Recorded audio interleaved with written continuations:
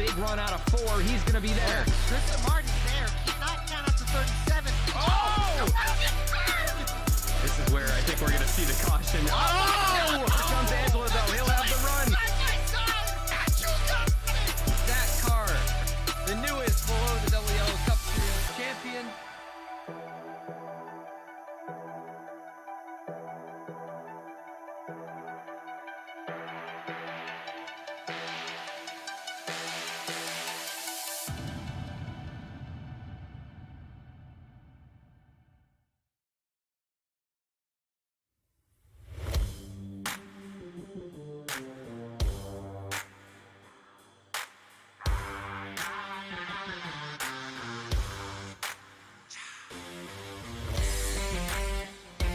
Welcome to VSPEED, your home for sim racing excitement, providing dramatic moments from iRacing and beyond.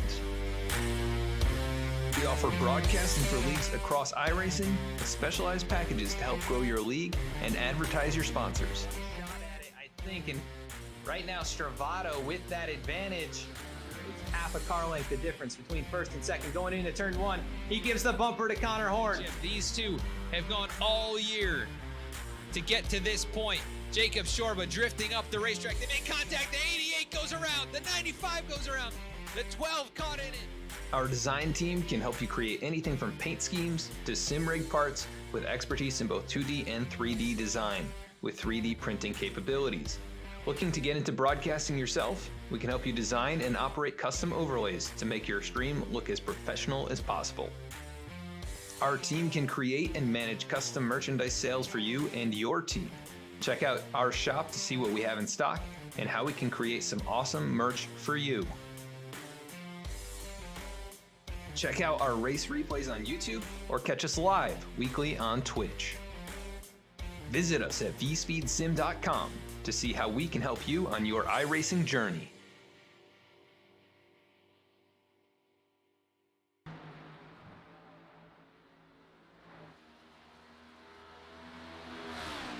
Hello and welcome to the Below the Double Yellow Premier Series live tonight from the Tricky Triangle here at Pocono Raceway for race number 3 this 6th season here in the Below the Double Yellow Premier Series. It's going to be a good one tonight. Alec, I know you're excited for this one. These guys are going to have a handful here at the Tricky Triangle. Oh yeah, they are, and these cars are already proving a handful. We know how loose these cars can get once they step out in the setup. Already building a little bit loose, and from what I'm seeing, something that we haven't really talked about, or we know that it exists in Cup, and it's been happening almost weekly, but something that we haven't had in BTDY yet is shifting on straightaways and in corners. That's going to be one thing that Pocono has always been notorious for, and also notorious for track position. This is going to be one of the most important qualifying sessions of the entire season by far, because of how hard it is to pass here. Hopefully, we've seen already there's some multiple racing grooves, but no, from what I've been hearing from the drivers, it's going to be really hard, and you got to be really methodical to make a pass. And it's going to be really hard to make a pass. So that's something I'm looking for today. And obviously, the topic the last 2 weeks has been Adam Cabot. Can Adam Cabot go 3 in a row? He won in spectacular fashion at Daytona, and then backed it up again in spectacular fashion at Fontana. And can he do it again at Pocono? And I'm assuming he's going to want to make it a little less, I don't know, energetic than last time. Maybe he just wants to dominate this race. Yeah, a little bit more of a casual finish like he would like to do, but I don't know if Pocono is going to really produce that kind of a... I was about to say Pinocchio, but no lion going on here. We are, we're in for an exciting race tonight. This is one of the most difficult tracks and one of the most unique tracks we're going to go to this season here in the Premier Series. Let's take a look at the track conditions tonight. 83-degree air temp and 103-degree track temp, and I think that might still tick up a few degrees as the race gets going. So they will definitely have their hands full. And those first few laps are pretty slick out there. We'll see how they do in qualifying now as Jeremy Miller on screen works his way through that oh-so-famous tunnel turn. Now down to turn number 3 to get started here. Yeah, that tunnel turn is definitely going to be something that I know we're definitely going to be talking about all race. It seems like it's either really sketchy loose or it gets really tight, so I think it's something you're going to need to watch out for, especially in traffic. Side by side there is usually really rare to see, but I've heard, I was talking to Jeremy Miller not too long ago, and he was saying that he was able to make a pass up on that second outside lane. So if there's multiple lanes from what I've seen, at least in 1 and 3, I'm curious to see if 2 is able to at least widen out to maybe a groove and a half. Definitely going to be something to watch out for, but for sure the most action, at least whether it's contact or spins, are probably going to be in the tumble turn, especially the wall sticking out as well. That definitely can catch you off guard. I know Pocono was personally one of my favorite tracks, and I always found a way to hit that wall going off of turn 2. It just sticks out and it can grab you.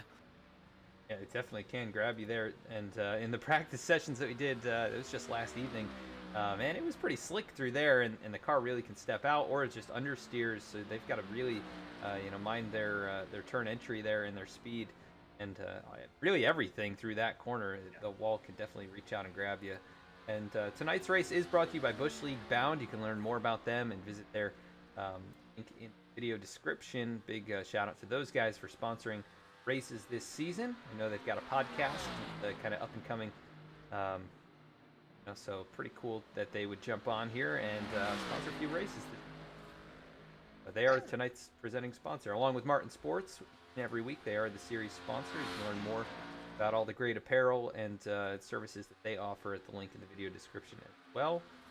My auto currently quickest here on lap 1. He goes out there, or it looks like he's done for qualifying session. It's funny. I think Keith, from what I checked, Keith actually got the pole here last year as well, and led the second most laps to, I believe it was Eric Hutton.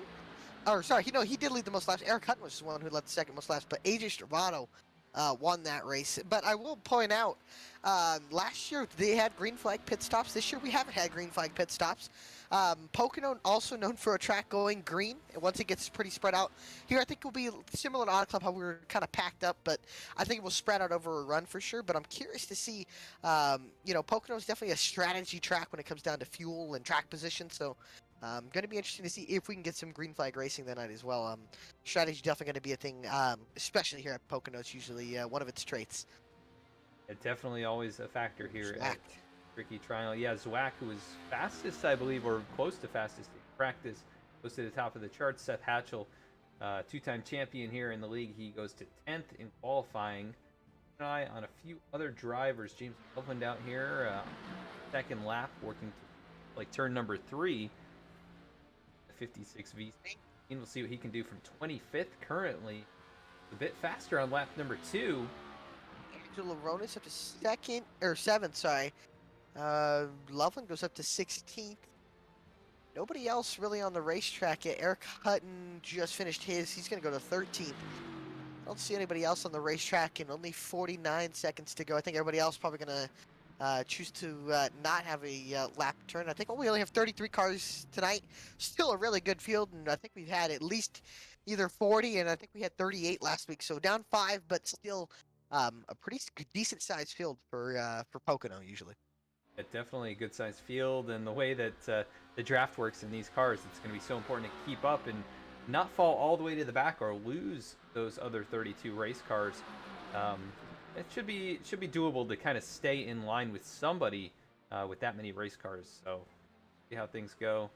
If we can keep this race pretty clean and green as well, that's going to really lead to those strategy calls on pit road and things like that. If we start getting broken up by cautions, and strategy will definitely come into play. I think either way there's going to be strategy. But it's something you really, we know how much cautions could throw a wrench in some people's strategy. Heck, we saw at Pocono this year where guys were trying to cut a stop off. I think it was like Ryan Blaney, Denny Hamlin, and a few of them those guys were actually trying to cut a stop in half, or cut a stage in half and just pit once, where everybody was going to have to pit twice. And it seemed like their strategy was going to work, and then a caution came out with Ty Dillon, I think spun off of 2, and all of a sudden, boom, your strategy gets turned upside down. You lose track position, and I think you want to definitely have the right strategy here tonight, because track position is going to be very important. Yeah, and these restarts can get pretty wild here too, right? I mean, we'll see maybe 4 or 5 straightaway, wide. and we've seen how wide that straightaway is on the front. I mean, it's think the second, well, now the second longest straightaway, but definitely the longest straightaway on an oval. That's not Talladega or Daytona, but either way, it's just so long, and especially turn 3. The exit of turn 3 is going to be really big for trying to set up a pass going into turn 1. Such a long straightaway. Got to carry the momentum down. And if you don't get a run off and the guy behind you gets just a decent run off and they have a good push, the guy behind should be able to close up with the draft down the straightaway. And it's all about making that move into 1 and completing the pass. I think that's one thing we're going to see is guys trying to make the pass, and if they can't complete it, all the guys on the outside are going to storm by them in a train on the outside. So the passes, I feel like, are going to be the most important thing. Of course, it's the most important thing, but I think it's going to be the hardest thing to do tonight is passing somebody, at least going into turn 1, and turn 2 is going to be the hardest, but I think the easiest passing zone is going to be turn 1, but the hardest thing is getting yourself clear once you make the pass. If you can't get clear and get up by the wall and get up into that draft, you could set yourself up for losing a few positions and having to hold on. Going to be very interesting how these guys race it here tonight. First time in the next-gen machines here at the Tricky Triangle. And, that's going to make for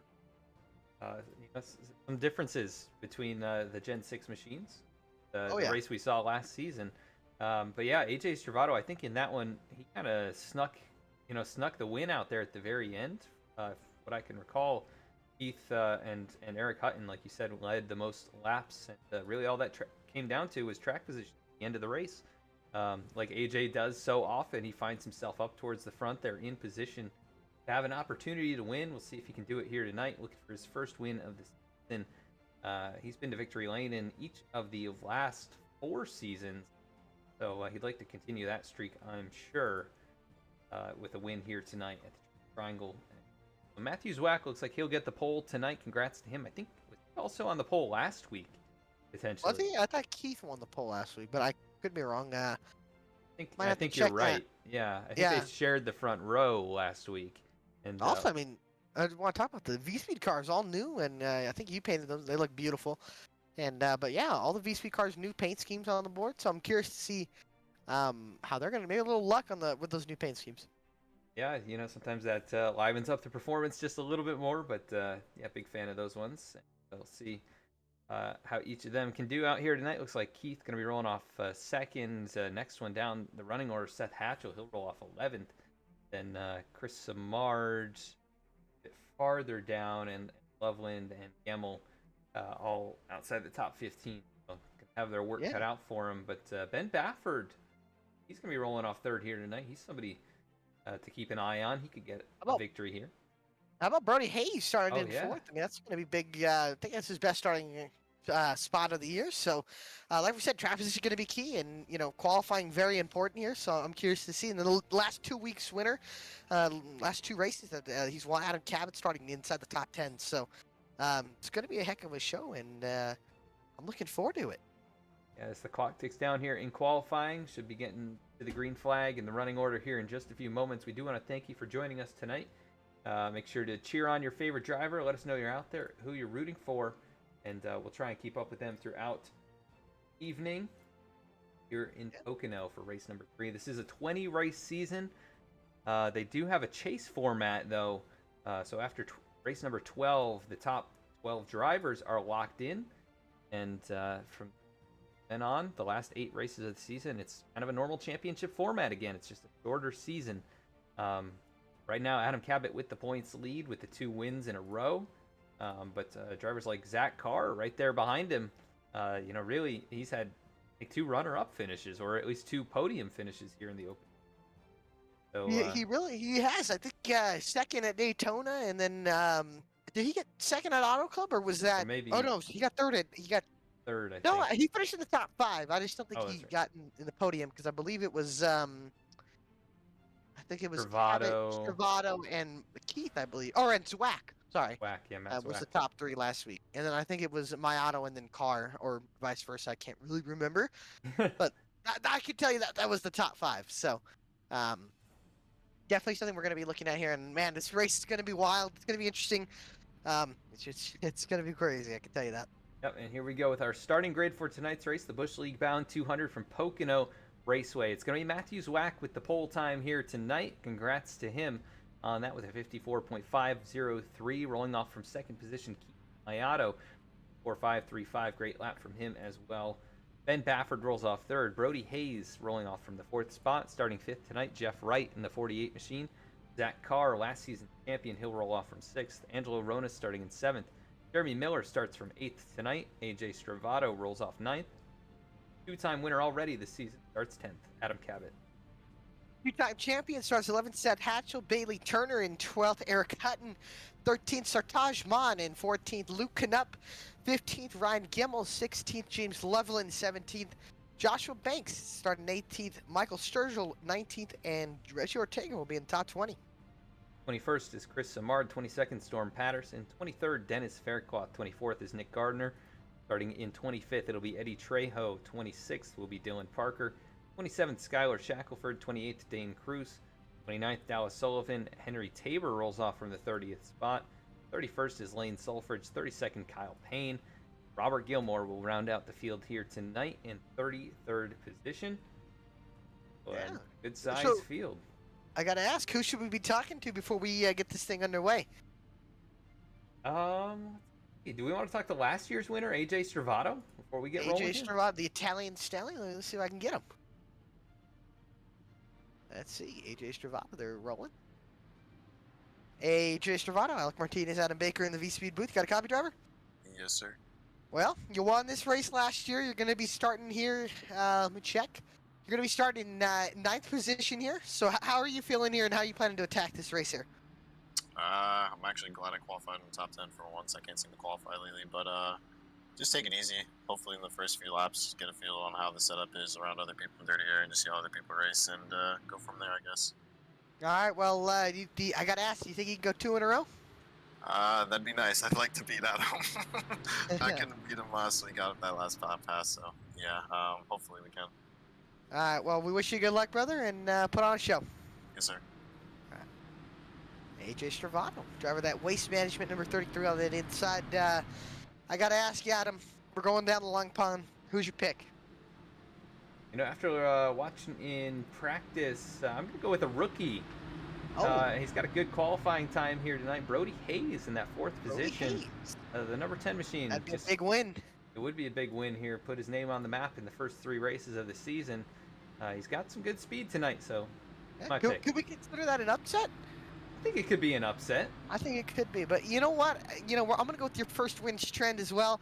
I know Adam's been fast these past weeks, but last year, coming through the tunnel turn into turn 2 on the final lap, this man made a move and he spun himself out. I think this year he gets redemption. I think Angelo Ronas is going to victory lane and getting his first official win.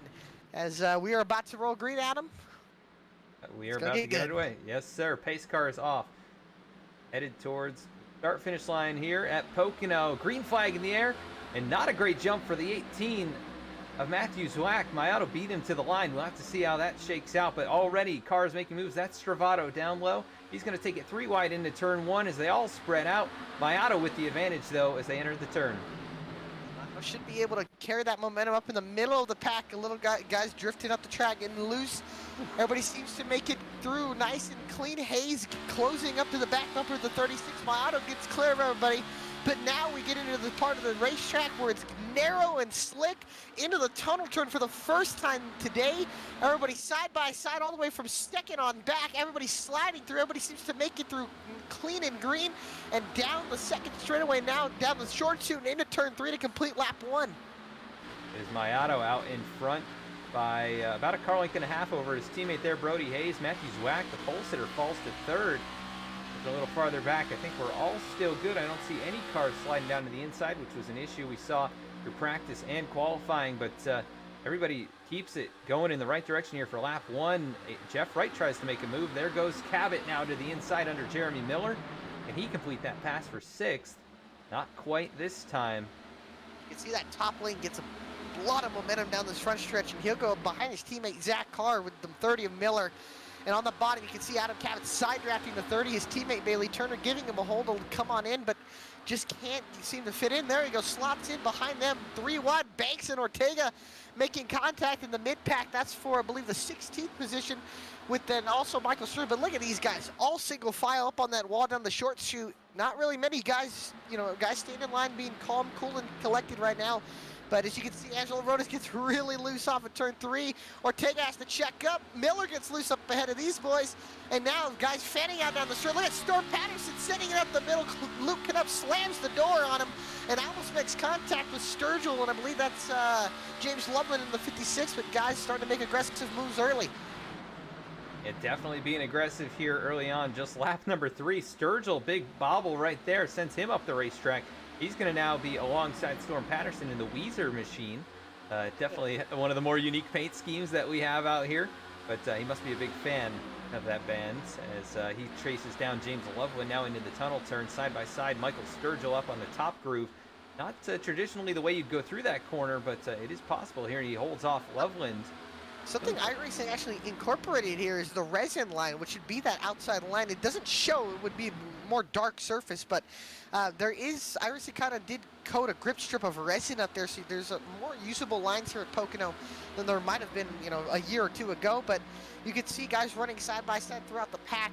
The first side by side battle was Nick Gardner and Dennis Faircloth. I believe that was for the 22nd position, but everybody right now is kind of sorting it out single filed. Now Cabot goes to the outside of Turner off of turn number 1 and carrying down this long pond straightaway, the second longest straightaway here at Pocono. Long straightaway is all about the corner exit speed and what moves you can make once you get a decent run off down the straight. As you can see, Cabot takes the 6th position away from Turner. Stravato and Ronis enter side by side for 8th position, and Stravato's trying to clear Ronis. Stravato only moving up 1 spot so far.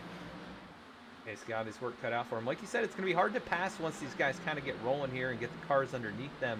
And everybody doing a really nice job so far. No issues in the field. I see the 12 car Skylar Shackelford. Like he started from pit road, so he is well behind the field, 18 seconds off the leader right now, and all on his own with no benefit of the draft. So he's going to have to just put down some qualifying laps here to keep up. Out in front. Battle for, I believe that's 14th. Ryan Gemmel, Eric Hutton side by side, and Sartaj Man kind of gapped him down the straightaway, but now they lost some time here. As you can see, Knupp and I believe that's Sturgill side by side behind them for the 18th position. But they started to lose a little bit of time. Nobody's really falling off yet. We don't tire fall off wheel be a thing. These cars are loose. They're burning up that right rear, and it's all about saving that right rear tire. Once we get about 10-15 laps, we'll start seeing maybe some separation within the pack. But still a few laps away from that. Everybody kind of nice and easy here, knowing what they need to do and driving around guys and starting to get a feel. Ben Baffert gets really loose out the corner, and Zach Carr has to go down to avoid him, and he'll try to take the 4th position away as Adam Cabot slowly closing in to the 23 and the 27. The top 3 starting to scoot away a little bit. Yeah, top 3 driving away. Really a benefit of that clean air out in front. Doing a really nice job is Keith Mayato leading his teammate. But look at Baffert all over the back bumper of Zach Carr. Maybe a little touch as they enter the straightaway here. Pushing him now. Yeah, just huge shove down this straight. He's not even going to try and step out of line. Trying to keep out in front of Adam Cabot, who has already gained 4 positions in this race. The biggest mover, I think, of anyone. As Angelo Ronis gets a big bobble there out of the tunnel turn. Here comes Jeremy Miller now, looks to the outside. The 30 machine. And Angelo gets back to the throttle there. It's Seth Hatchell's starting to use a little bit of a more outside lane, probably higher than anybody really. So you can see now with Cabot, with Miller and Wright. Wright takes Miller and Ronis 3 wide. Now Ronis thinks better of it, gets behind Miller, but look at a push Seth Hatchell is giving to the 48. You know what I wish we really had is the how the hood flaps would pop up just because the air turbulence getting just dumped on the nose on the straightaway, the draft. Oh, and Wright gets up into the wall, just kisses it, and should be nothing too bad there. But remember composite bodies, we've talked about it all year. These guys can, use these cars up a little bit. They can't use them up too much, but they can use them up a little bit. Yeah, and we saw that through practice and qualifying as well. Guys really rubbing against the wall. Michael Sturgill, big slide farther back. He's hanging on to it, though. Nice job in the 90 car, back in 19th right now. racing behind Joshua Banks, Luke Knupp as well. Gemmel and Ortega still at it side by side here. And a driver to talk about, Joshua Banks, he had quite the race last week. I think he spun 3 or 4 times in the last 20 or 30 laps. Ended up in the top 5.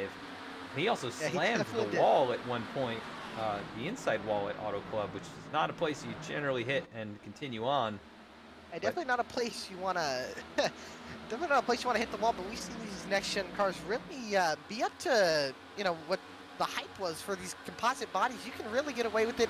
We saw it last week at the Indianapolis Road Course in the Real Cup Series. Guys just leaning up on each other, dooring each other out of the way, and just keep going. So we've seen these cars really be able to take a beating. In iRacing, I think they can take more of a beating than they can in real life, which is interesting. And I know these guys really will utilize it as we go later into this race. Right now, it's early, so everybody's going to kind of be calm. We're barely a 10th of the way through. We still got 80 laps, and so far, everybody nice and single file right now. Probably going to have some strategies being played within the next 15 to 20 laps and see who pits where and tries to short pit and get the undercut, as some would say, and try to get some track position. We've seen it already. It's hard to pass, and I know we're going to see guys try to, get some track position. Yeah, it seems hard to make moves here at this point in the run. I mean, we're less than 10 laps in. People are trying to make moves. Jeff Wright farther back. He's side by side. Looks like he attempted a pass on Jeremy Miller, but he's going to end up, I think, losing a position here to Angelo Ronis as they race out of the tunnel turn. And here comes Hatchell, going to try and close back up after he shoved the 48 on through before. Yeah, just couldn't really hold it down there. It's hard. It is really, really hard to, to build the run off. Oh, yeah, save it. Oh, good save by Jeff Wright. You got to be careful on that bottom with the that transition banking. It really gets you loose on it if you light up the rears too much. That exact example will happen if you get really loose. And look at all the positions he lost. Went from battling for 10th to almost outside the top 15 as he's now underneath there cutting. And now he's got to cool those rear tires back there. You can see him sliding again. He's got to be nice and easy with them. As they all race single file, he's the first one out of line. Joshua Banks is closed up to Gemmel now, and he looked to driver's left there for a moment, but not going to make that move just yet here in the tunnel turn. Better positions probably to make that, as he is all over the 6 machine though. Now looks to the left side of the race car here to the inside of the racetrack. We'll see what he can do in turn 3. Tough place to pass. Trying to do the slide job here at Pocono. Just can't really happen with these flat corners. You see he drifts up a little bit. Able to kind of hold the nose down there, keep the rear under him, and you can see he's going to side draft Gemmel, but Gemmel has to draft and should be able to pull him back. We talk about these symmetrical sides. It's really, the side draft is much less. The Gen 6 car would be able to side draft him from there, but in these cars, it's a little bit harder to side draft. It's not as big as what it once was, but we talk about guys side drafting. Ben Baffert loose and trying to get underneath Zach Carr, just can't make the pass. Looks like it was that Zwack trying to make a pass on Hayes, just couldn't do it. Cabot already cracked his way up into the top 5. He's up into the 5th position behind Zach Carr. Yeah, on the move again. The Magic Man looking for 3 in a row to open the season, and was not dominant at all last week, but found his way to victory lane. And good race car drivers, even if they don't have the speed, they have the experience. And we know for a fact that that 17 machine, he's got plenty of experience here on iRacing. Look at the big bobble, though, out of the corner there, trying to keep up with Zach Carr, last season champion, running up in the top 5 as well. He's got his sights set up on the top 3, who are just slowly getting away, but we'll see. Last time around, he was about a 10th faster than Brody Hayes, who's now been passed up by Matthew Zwack.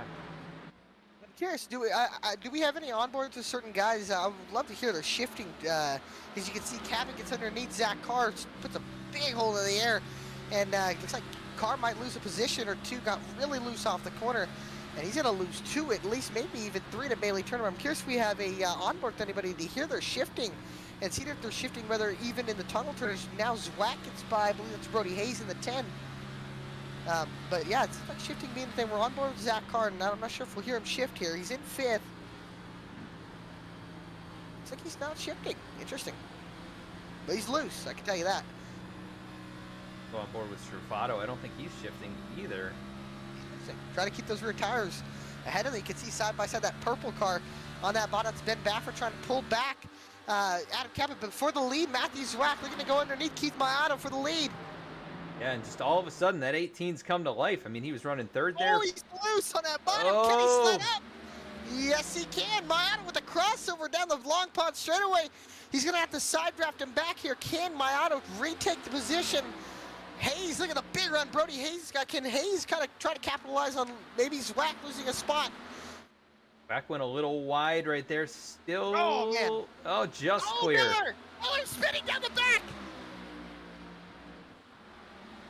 Everybody stays off. Yellow flag will fly. Anybody else get collected? Hatchell, I think, losing some spots here. He ends up going around. Oh. Some damage, I think, possibly on the left. Oh, the right front's crunched in there. Looks like he's able to roll. A hit. Take a look at what happened here. Oh, possibly Jeremy Miller losing control. Dear. Look, Jeremy Miller on the top side. Corner, goes up on the top, and the rear end just kicks loose. Oh. Oh. Hatchell noses it into the Hatchell outside. might be fine. To get hit. Whew. Oh my goodness, who was that? That was a red machine. That's the Weezer car, I think. Was that Storm? Storm, I think. Storm Patterson just stayed off of him. On board here. He just got by Seth Hatchell, I think. It looked closer from the one view there, but either way, I mean, when you're coming up on somebody and you can't quite see them, that's still pretty close. Hatchell and Miller involved in this one then. Just a case of the 30 car getting a little bit loose there and catching the 8 by surprise. Yeah. Good avoidance by everybody. Yeah, that's a tight area of the racetrack. You're all kind of like filtering to the outside, and you don't expect to have to go down to the inside or make an avoidance there. Oh yeah. But, see, how many sets of tires do they have here tonight? Well, let's take a look. 6, so 5 in the pits. Taking their first set here was about 15 laps, so realistically, every 15 laps could take tires, and I think they'd be fine. But How they get into their boxes here is you can see the field working down. Mayato gonna be leading the field. Gonna have to have a nice smooth pit stop. Do not want to lose track position here. Locks it up a little bit. Baffert overshoots his box by quite a bit. That's gonna be that. Jeff, oh, Jeff Wright also missed it as well. It's gonna be a lot of loss of track position there. See here, off and That's away not is my Cabot. Mayato's gonna good. Cabot get up to 4th or 3rd there. Sartaj Man's got a lot of spots. I tell you, Sartaj Man might have the best crew, or he's just got the best pit stops lately. Yeah, 14.6 is not actually even probably in the top 10 in terms of pit times, but his time on pit road at 41 flat, just as good as Keith Mayato, and that's the fastest of anyone. So good execution by that driver. Started 14th. He's gained 9 spots.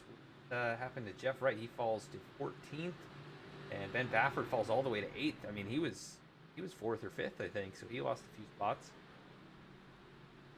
Just a few, it looks like.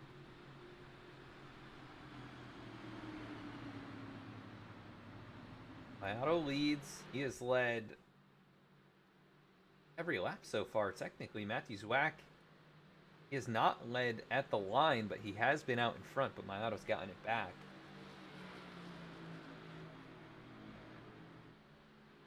And Brody Hayes 3rd, Cabot up to 4th, up 6 positions.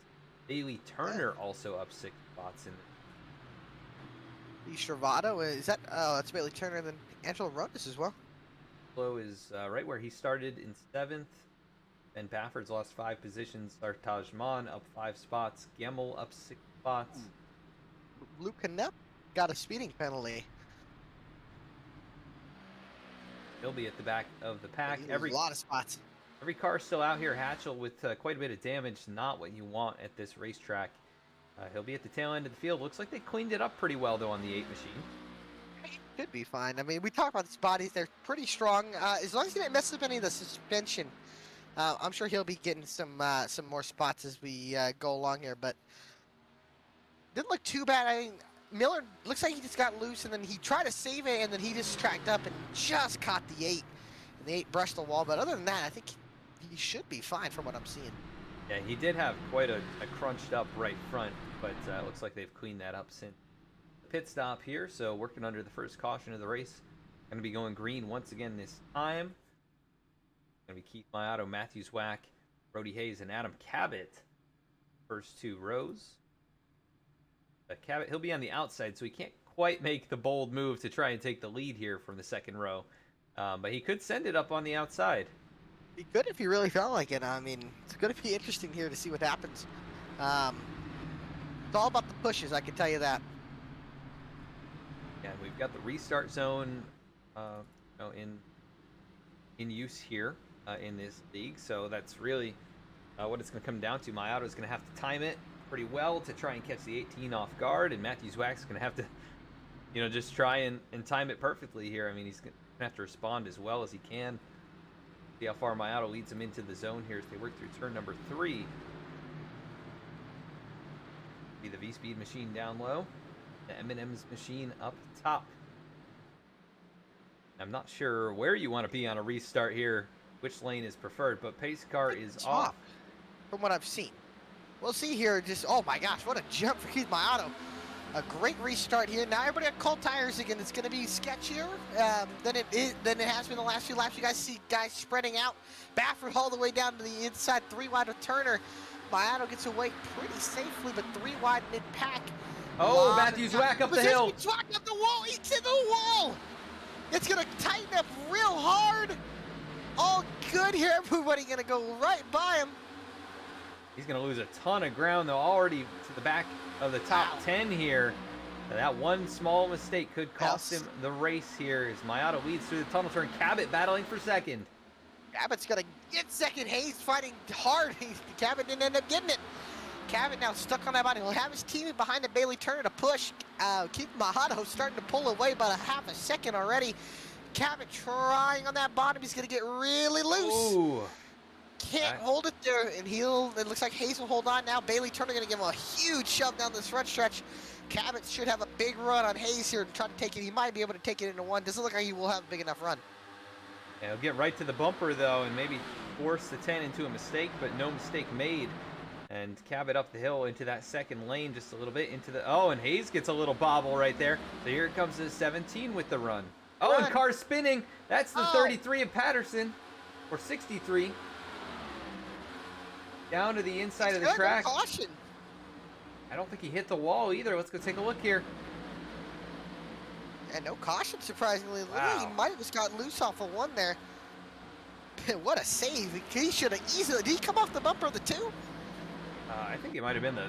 Yeah, it was the 2. Reggie Ortega, or he just lost it on... He's loose. losing it on his own already. Yeah. Ortega, great job missing him, but... Now we go back to live up at the front. Adam Cabot trying to pass the 10 of Brody Hayes again. Cabot going on a tear already. What is he up? 8, but this is going to be 8 spots. If he can complete this pass, Hayes will just lay over and he'll give it to him. Cabot up to second. Can he run down the 36 of Maiato is the question. Comes Hayes going to try and cross him over, but unfortunately for the 10, the 24 is going to have, he's going to have a teammate right there. But Hayes, good side drafting. He's going to pull back in front before they get to the tunnel turn, and he take the position back. Right now.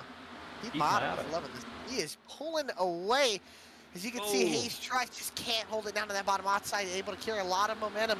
Bailey Turner trying to take third away from Hayes, and behind them, who's at AJ Stravato, Ben Baffert, Matthew Zwack now all the way back to the 7th position right now. So another car we have talked about, Ryan Gemmel has also starting to close in. And behind Angelo Ronis making a pass on Banks. Wright looking to make a pass on Mon for the 10th position. But thinks better of it as of now. Sturgill up to 11th. A lot of guys starting to show their way up to the front. Look at this long train of cars down the front stretch. Definitely a lot of race cars out here tonight. Sturgill is one of the biggest movers, up 7 positions from 19th to 12th. Adam Cabot up 8 spots. Bailey Turner up 9 positions. So that's 17 and the 24. They are on the move. Maiato's got a huge advantage right now, though, but he's going to probably see that dissipate here over the next few laps. Yeah, the best thing is he's got clean air. As you can see, wow, AJ Stravato now looking underneath under Brody Hayes. Baffert pushes the 33. as Stravado clears the question down on that middle lane. Baffert kind of pushes up in that dirty air, and now here comes Zwack down to the bottom. Hayes has really been fighting off a lot of cars here, as you can see. Looks like Baffert getting a massive run. Looks like he's going to push the 33. Maybe he goes back up. Now he'll give a bumper to the 33 down the front stretch, give him a pump draft all the way into turn 1 and try to get at least Hayes, and Hayes probably fall back at least to 4th and maybe lose a spot for 5th. Baffert right underneath, gets tight underneath. Here comes Zwack trying to capitalize as well. Travato way up the hill there. He had the lift at the exit of the corner. They're all going to catch right back up to him. But I think Hayes really, he's suffering right now because all of these guys are teammates or working together, and he is just kind of left on his own. And he's stuck there in the top side and not able to do anything about it. Baffert. Big bobble there for the 23. Lose a spot to Zwack, and Zwack might get the 2-for-1 special if he can clear the 10. Looks like he won't be able to. There comes Carr back down to the bottom here underneath. I believe it's Ryan Gemmel in the 6. Carr trying to get some spots, just can't seem to do it. As a little contact right now underneath the 49 of Sartaj Man. An aggressive side draft from the 27 of Zach Carr.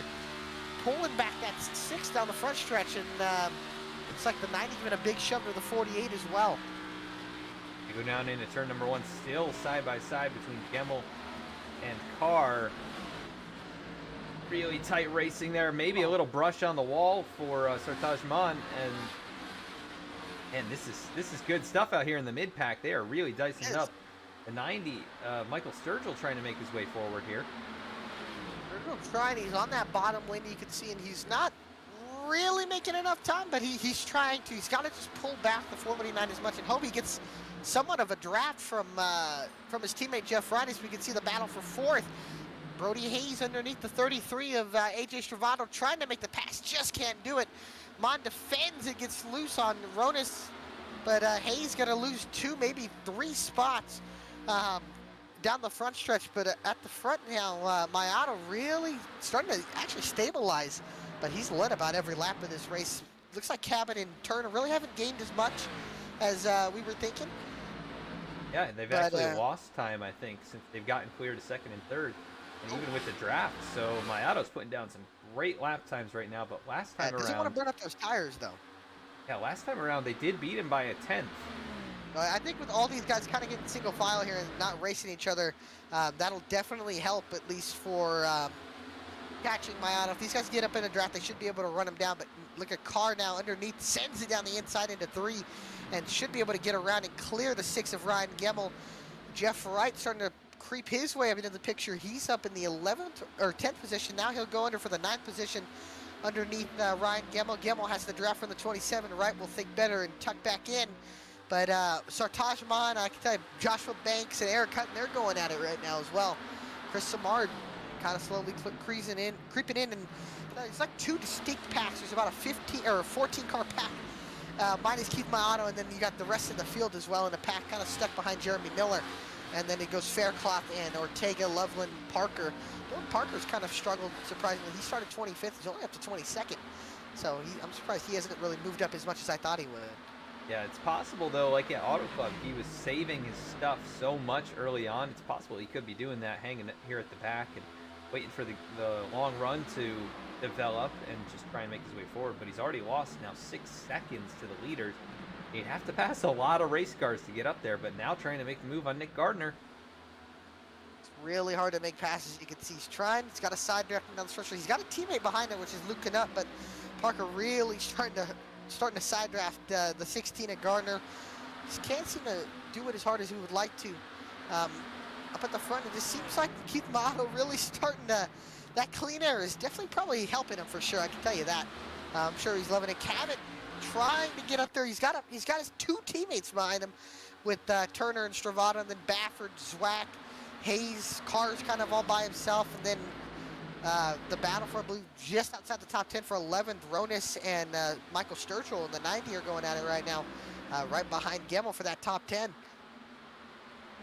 Good battling all throughout the field here. Sturgill down low, and there is Angelo Ronis up high. Your pick to try and get it done here tonight. I mean, he started 7th, and he has not really gained any ground here. But Angelo, one of those guys that can be very good on the long run.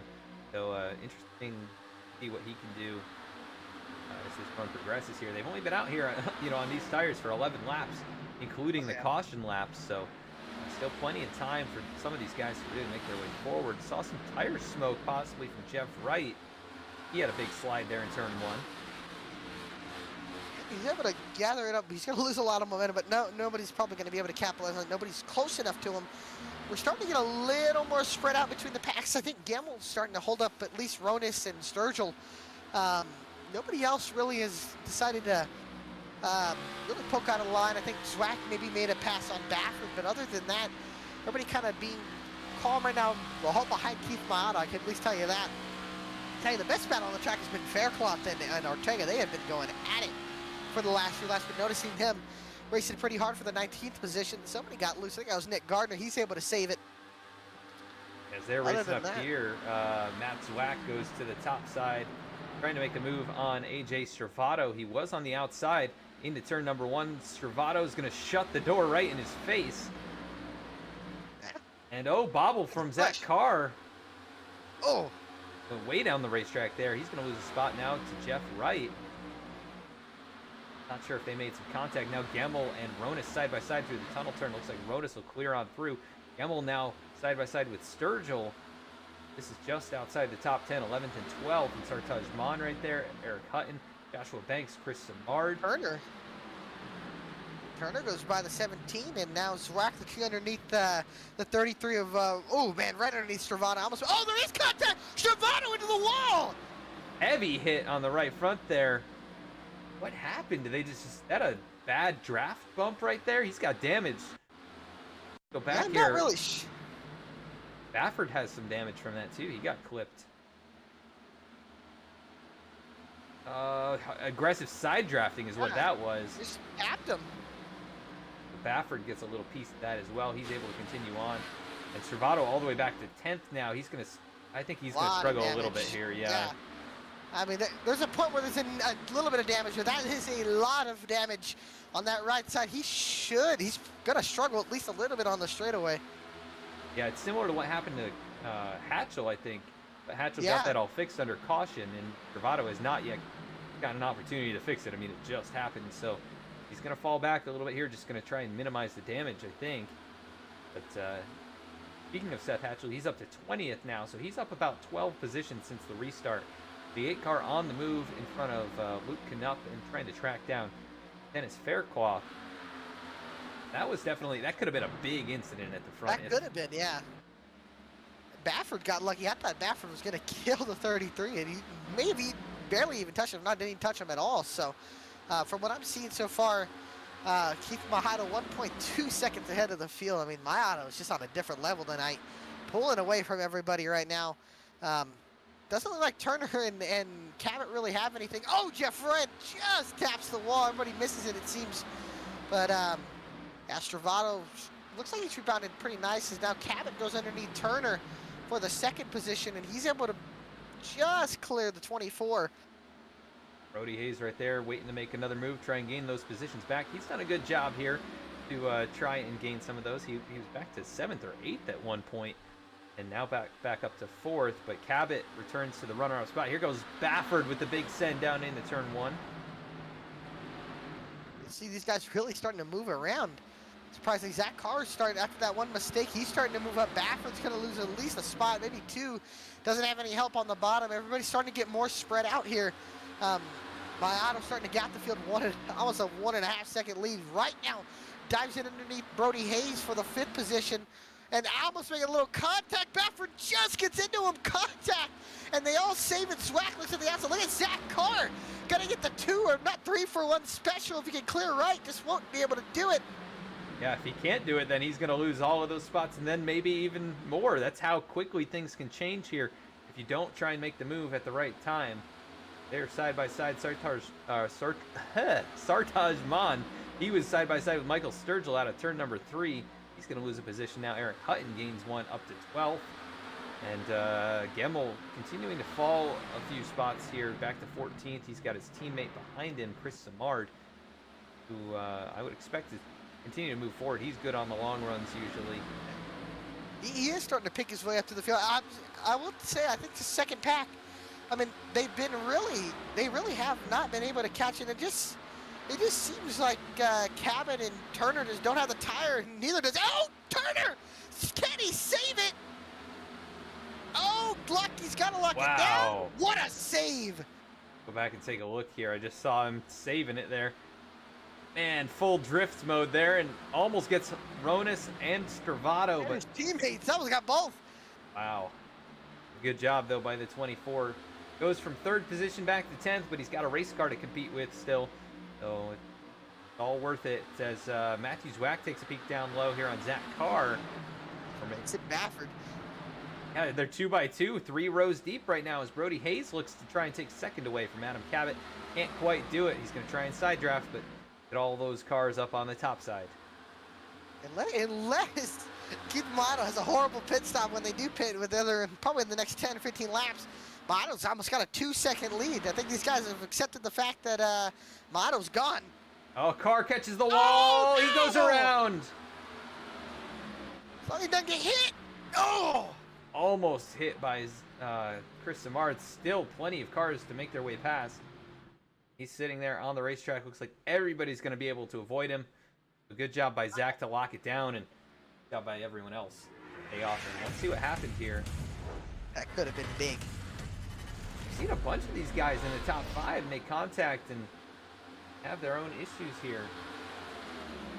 This car. See what happens to him here. He's racing between Baffert and Zwack, just up out of the corner. Pushes a little bit. Yeah, just goes around on him. Yeah, I don't know if did he push tight or did he get loose? I'm on board with him here. I think he thought there was more racetrack there. I think that's about all there was. No. Yeah, I looked like he pushed tight and then he got loose and the. Go overhead one more time here and see what happened to him. Because he definitely looked like maybe he was going to try and make the move to the outside of Baffert.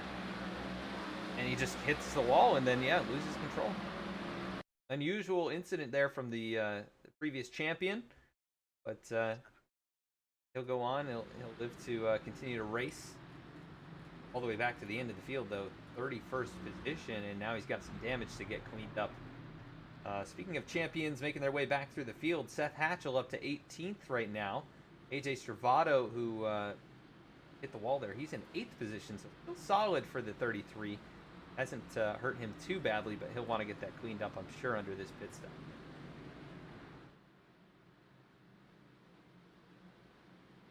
Go, Mayato will lead him down. Oh, yeah. The big stack up.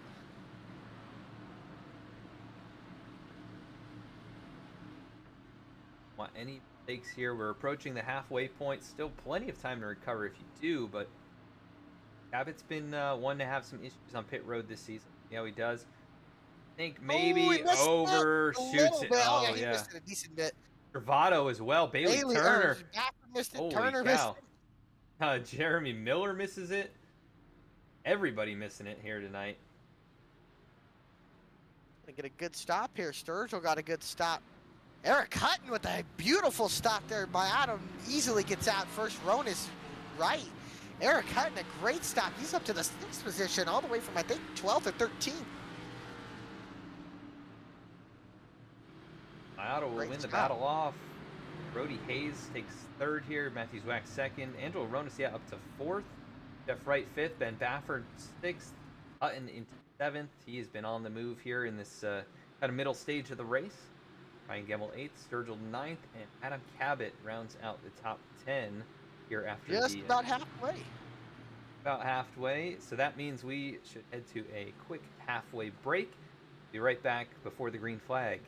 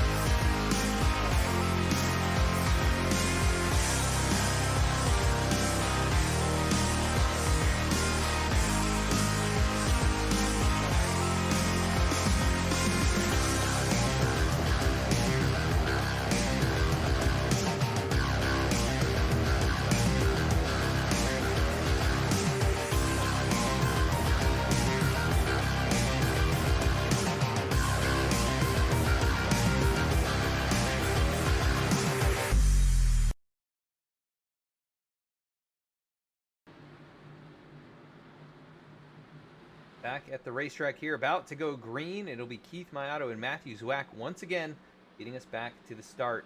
Pace car is into the restart zone. Maiato again, a great jump, and Brody Hayes timed it nicely as well. He'll pull alongside and challenge for second down into turn 1. Zwack leading the outside line. Angelo Ronis right on his tail. And not a lot of organization on the top. Maiato just keeps getting those good restarts. 3 wide for about the 10th position. A lot of moves there, right? Almost gets up into the 23. Everybody now starting to sort it out. They'll go 3 wide with, I believe that's Banks, Sturgill, and Hutton. Going to be risky going to the tunnel turn like that. And they do get it sorted out. Looks like 2 wide for the moment. Banks is going to come down. He'll block off the inside in front of Eric Hutton. Gemmel, they're stacking. Oh no, big wreck. Gemmel and Hatchell. Oh, they slammed the inside wall. Sartaj Mon, the 71. Oh, Dallas Sullivan. Oh, car gets tagged hard in the inside wall with Solfridge. Yeah, that was just inevitable with how many guys stacked up and getting almost to halfway. These guys know it's time to go, and just the tunnel turn just funnels up so hard. And Dallas Sullivan, he's got a broken front end on that race car. Go back, take a look at this. It was Gemmel. Like Gemmel and Hutton. Hutton sent it in there right behind the 35, so he pushes up, just gets to the 6, and then Hatcher tries to check up, gets into Turner, and then everybody just piles Rex in. Tajman gets in it, and then just gets clipped was Lane Sullivan. He takes a hard hit in the inside wall. I think there was a second incident possibly, though. I think, yeah, it was with Turner and I believe Dylan Parker.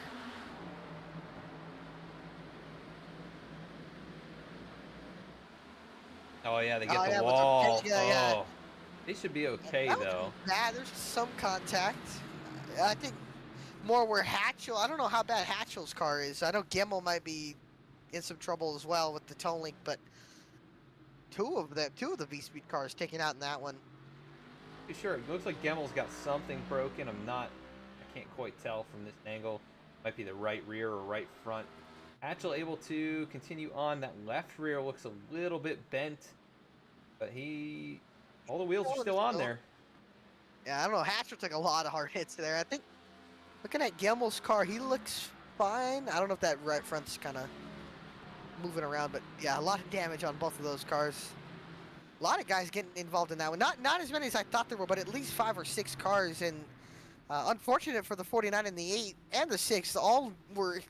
I think the 8 and at least the 49 were decently inside the chase, and this could hurt them. Sullivan as well was right outside as well, so now that's going to hurt them as well. Gardner will bring it in as well. He doesn't have really any damage. Not sure what this call is, but the 46 of Dallas. Yeah, that is a good point. Dallas Sullivan, though, he's got serious problems with the right front. That barely hanging on for dear life. Gemmel, Hatchell both bring it in. We'll see how long their pit stops are, but again, Hatchell's going to have to dig out of a hole. Unfortunate for him to have to do that a second time, but still plenty of race left. Yeah. But Maiato's loving all this. I mean, you don't have to race out there, and he's just leading more laps. He's led every single lap so far here. Considering how crazy it's been in the top 5, he's really just been out for a nice Tuesday night drive. Yeah, he's been having a good time. I don't know if anybody really has the speed. I mean, Maiato hasn't really been in any sort of dirty air, so I'm curious how that would really change his car. It depends how much it changes his car. Sorry, I was listening to the voice chat here. Looks like the caution to be on the 88, but other than that, I mean, Maiato really hasn't been put in dirty air or anything, so he's been on a Sunday drive, like you said, so he's really been having a solid night already. I mean, has he led about every lap? He has led every single lap. Yeah, and we've seen him do that before. And has anybody ever led every single lap in a race? Keith has. Did at Bristol? I think it was Bristol last season. Yeah. It was pretty dominant. Yeah, and then he did almost the same exact thing the next week. And I mean, he was very dominant last week too. Just ended up losing track position on a pit road mistake. Ultimately to end up just outside the top 3. But having a good race so far here again tonight. I mean, I know as soon as he gets that first win, it seems like they just, just keep waterfalls after that. Yeah, and Yeah. it's tough to get that first one. But that's how it's been every season. I mean, there's been, I think 2 or 3 seasons ago, he didn't win until race number 9, and then I think he went on to win 5 of the next 10 races. So Yeah. he's definitely got the speed every week. Matter of luck and things falling the right way. I mean, last week he took the lead, and a caution came out with I think less than 5 to go. And Yeah, and then we all know what happened there. A bunch of crazy moves, restarts. It was wild. Brody Hayes, his teammate, the rookie, out there on the outside of him, having a great race for himself. And in behind them, Zwack and Ronis having very solid races. Jeff Wright, Ben Baffert, row number 3. They've been up in the mix all night long as well. Joshua Banks has made his way forward quite a bit. Yeah, he's up from 8th to 8th position, so that 35 on the move. Ortega's starting to. I think he's up into the top 10 as well. Luke Canuck right outside as well. Dane Cruz, guys we really haven't talked about, starting to show their way up. Yeah, I mean, you don't have to show your hand in that first half of the race. As soon as start clicking off laps here in the second half, that's definitely when you need to get a move on. Recap here, 2 or 3 cautions now. No lead changes. Keith Maiato's led every single lap, but good change here. He's got a teammate to his outside, Matthew Zwack and Angelo Ronis behind him, that are definitely going to try and get a jump on him here in the restart zone. See how things go. You want to get us rolling here, Alec? Of course. Why not? See Keith Maiato, and I believe that's Brody Hayes up on the front row. Pace car's off. Maiato goes in the zone, and he is off and away. Zwack not even close to his rear bumper, but a lot of organization up on that top. Brody Hayes, Angelo Ronis trying to creep up there to the front. Pretty much nobody 3 wide until about the back with about 16th position with Eddie Trejo and Jeremy Miller. Oh, Miller contact! makes contact with the 21. Saves it in front of Stravato. No contact. Just a single car spin. I don't know how that was just a single car spin, but nobody else involved. But I think that's going to be another caution for Jeremy Miller, and that's going to put him up at 2.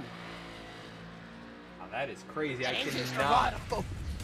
Yeah, we'll have to go on board with him. Ryan Gemmel as well. I think he might have just clipped him, but get on board with Stravato after we show this one. But see, they fan out, and Trail goes down the block, and then Jeremy's Miller there. spins it in, and I don't know if he came down or if he came up. I think if we went on board with Stravato, we'll probably get a better tell the picture. But yeah, it looks like they just kind of met on the bottom and turned. It looks like got the 31. See here, you can see Miller goes down at the bottom here, and they're all kind of spread out here, spreading and fanning out down the straightaway here, and we'll see.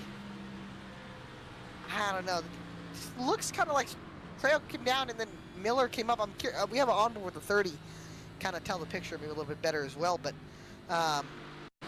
just seems like they met down to the bottom. This would probably be a good telltale sign of what happened here.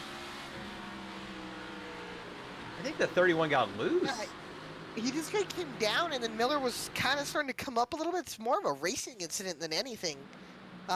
Initially, it looked like Miller just sent it in there and turned to 31, but now that we look at it, I think it was more of a racing incident than it was, contact. But we'll see what the officials say. I don't really think that was much on Miller, but it looks like Eddie Trejo claimed it. So see here, we're on board with Eddie Trejo right here. Yeah, the back end's loose. Yeah. He is sliding there. We've seen it this year with these cars. The setup is loose, and I'm sure that adds to it. But it looks like I don't know if he sent it too hard or right over that bump. But it looks like the back end just kind of stepped out. Nobody else seemed to get loose there. Maybe he just hit the bump weird and it got away from him. And then obviously Jeremy Miller was down there and just made contact, or made some decent contact and spun the 31 around. But somehow that wasn't a bigger wreck. Is amazing, because that should have definitely been bigger. Gemmel got a tiny piece of the 31, but really not too much. Just a little tap on the left front of that race car. He already has damage, though. Meanwhile, Keith Maiato gets to lead a few more laps. Yeah. Anybody we want to pull up here to talk to here through the first little bit of this race? Maybe Joshua Banks? Big mover? Joshua Banks? He's the biggest mover. Let me see if he's... I don't think he's in Discord. Okay. Maybe... Got Chris Samard up 11 positions. Big mover. Chris Samard? Chris Samard in here. You want to interview him? Sure, I can pull the off. All right. Holler here. Like, hey Chris, this is Adam and Alec in the VSPEED booth. You got a copy? Yes, sir. Hey, you're up 11 positions so far. How's the car feeling for you here in traffic? I like it. I just, when you get all strung out, you can't really pass unless you pass on the outside and everyone's in a train. So you just got to time your passes correctly or you're going to be falling backwards. So I'm just taking it easy, really. So we'll see how it goes. There's, 37 laps to go now? 38? So. Yep, still a ton of time left in this one. I mean, is there anything that you've learned so far here, though, that you can take to that second half and try and get yourself in position to take a win here? Well, I've kept it in 5th now, all the way around the track, and that seems to help the rear of the car. I was shifting, other than the tunnel turn, I was shifting, so we'll see if that works out good. I think I was able to keep up better in 5th gear, so we'll see how it goes. Sure, well, you definitely are moving through the field already here, and if you can keep up that progress through the last 40 laps or so. So good luck out there. Yeah, it's informed. Finally in the top 10. It only took me 43 laps. So. You're getting there, though. Yes, sir. All right, good luck. Hey, good luck, Chris. Thank you. Thank you. Yeah. So already, as Larry Mack would say, cautions breed cautions. No super. I don't think if we go 5 laps and another caution comes out, I'm assuming fuel strategy will probably be a big thing. And we've heard from Chris. We knew it was going to be hard to pass, and it's proving that it is. So I think the restarts get more aggressive because I think guys are starting to realize, all the track positions made up on the restarts here, and it's definitely going to play a big role in these restarts, and especially coming towards the end. If we were to get a late race caution, we see this straight away how wide it is. We can definitely see a lot of fanning out blocks, and nobody don't have wrecks on the front stretch unless it's coming off a 3, but can definitely see a lot of aggressive moves being made. Yeah, there's already been a lot made, and more to come, I'm sure, with the laps going to start winding down here. It'll be Mayato and Hayes on row number 1, Zwack and Ronis row number 2, Baffert and Jeff Wright row number 3. I think they pretty much, in the 2nd and 3rd rows, I think they just swapped lines, but it's all the same characters here at the front. And I got to ask, who's your pick? Brody Hayes.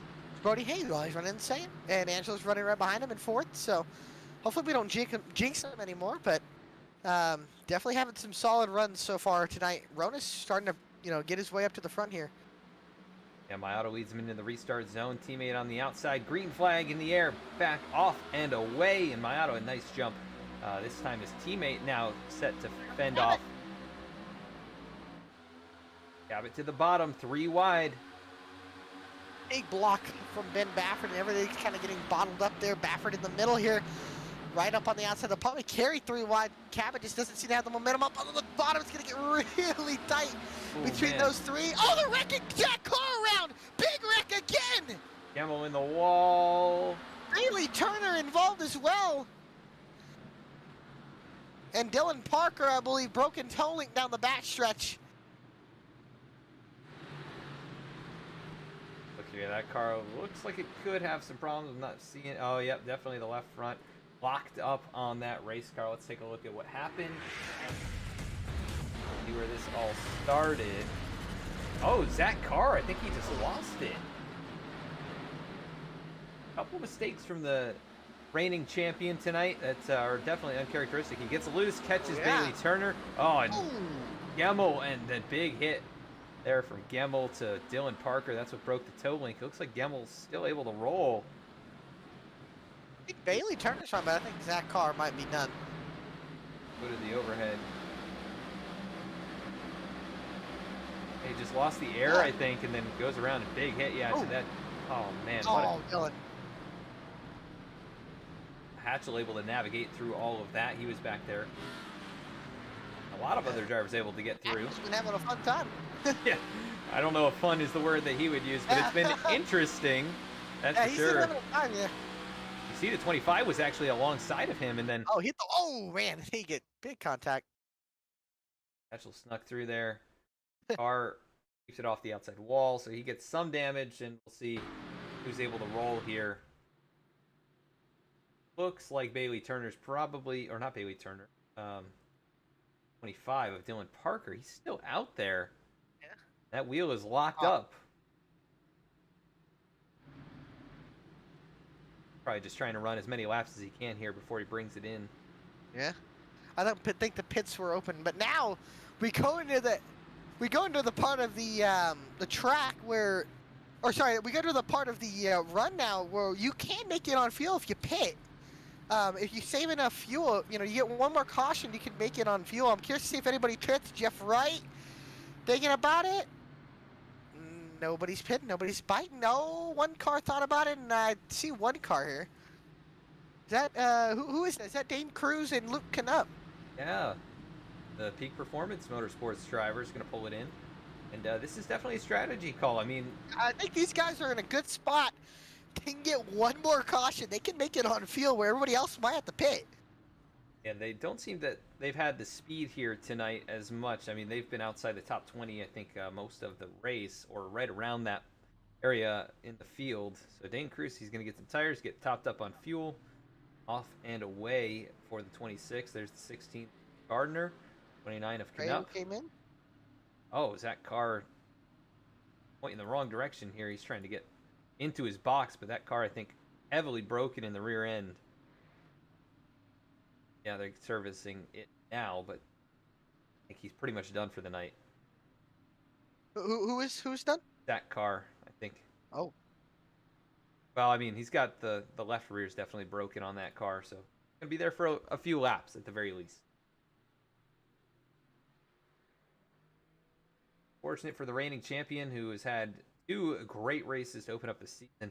Driver who has not had such a great time this season is Ryan Gemmel. I think he finished out. Having a fun time, I could tell you. He has not been too happy tonight, and just part of it. Did he get disqualified, or he missed his box, or I don't know what happened there, but. Is that car? Yeah, I got it. I over here the radio here. Still rolling here. Back on the racetrack, actually, so they fixed it. Or at least fixed it enough.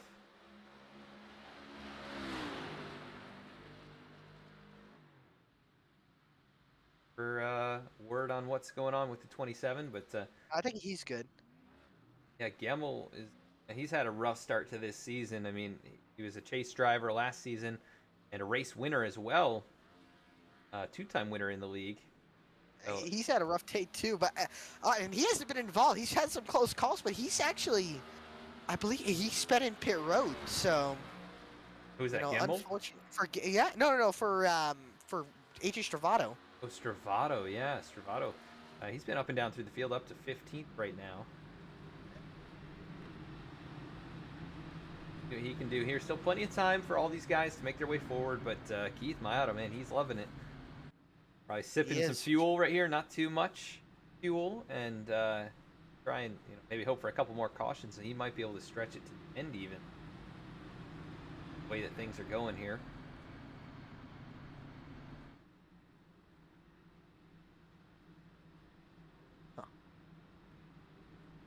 Anything interesting happening on pit lane that you can hear, or any of these drivers? They're just talking on about.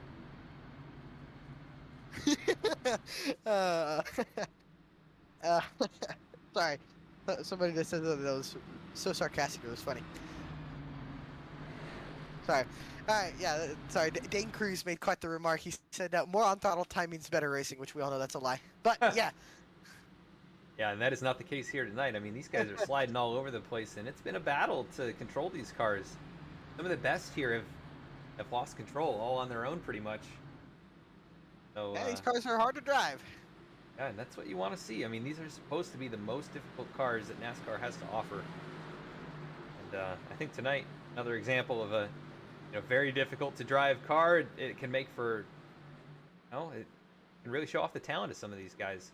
And other guys who usually run really, really well might see some problems. But Maioto leads him back in the restart zone. Green flag in the air. 36, another fantastic restart. And Matthew Zwack timed it very well. Look at Baffert going to try and split the middle here between Ronis and Jeff Wright.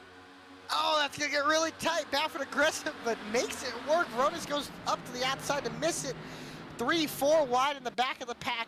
Baffert still in the middle with Ronis and Cabot. Oh, there's some contact. Keep it straight. Yeah.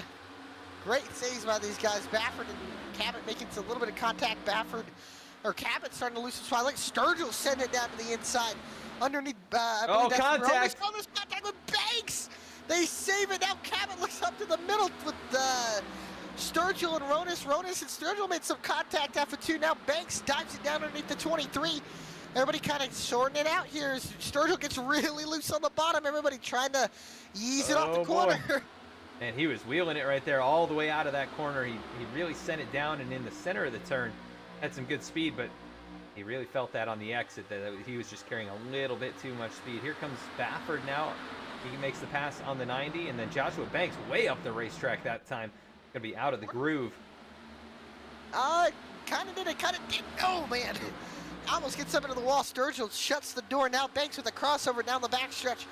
Trying to pull the 90 back. It's kind of working, and it's kind of not. He's going to have to dive it into the tunnel turn. You can see he said that he's going to drift up the racetrack, and he gets loose underneath the 90. Contact!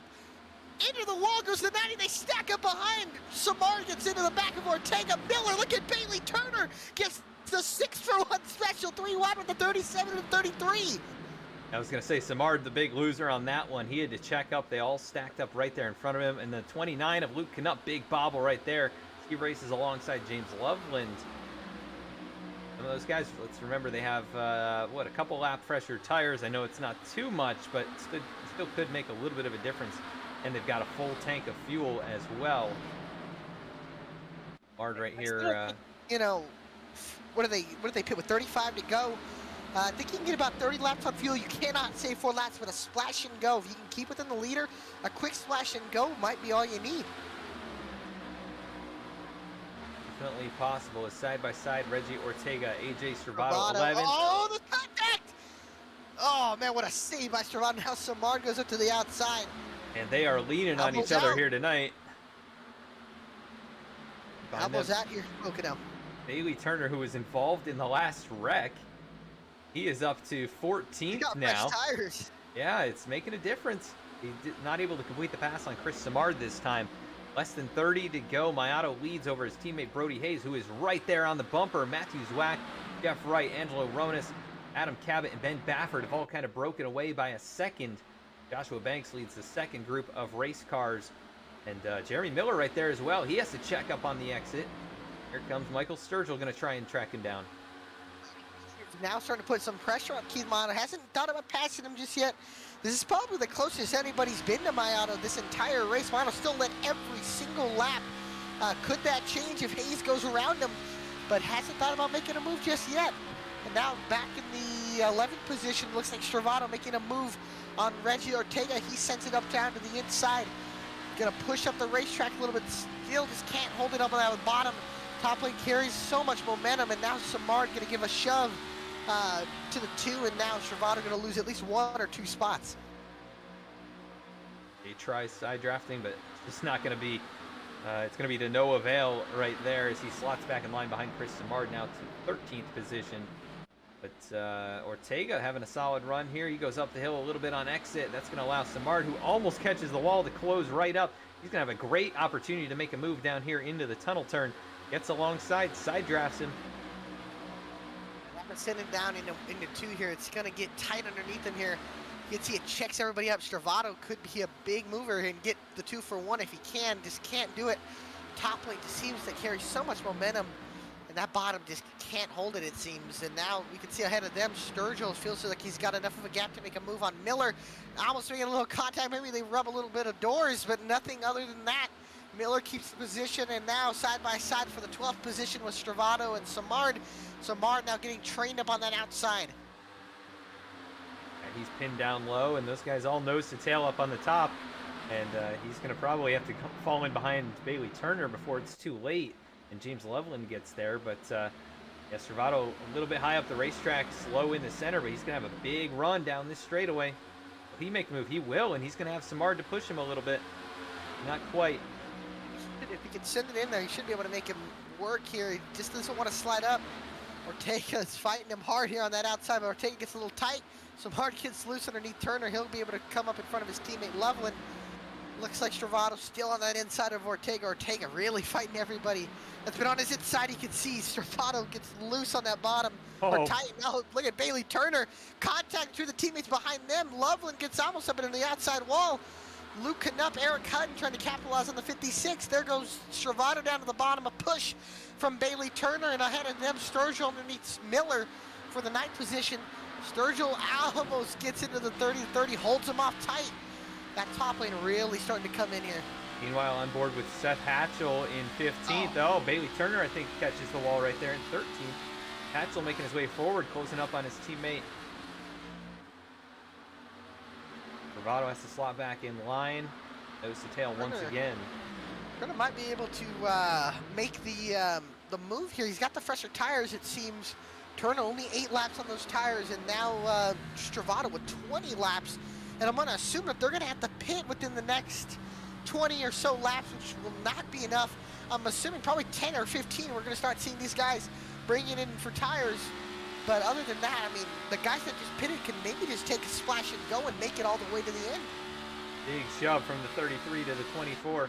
And he's going to push the 2 car down into the corner.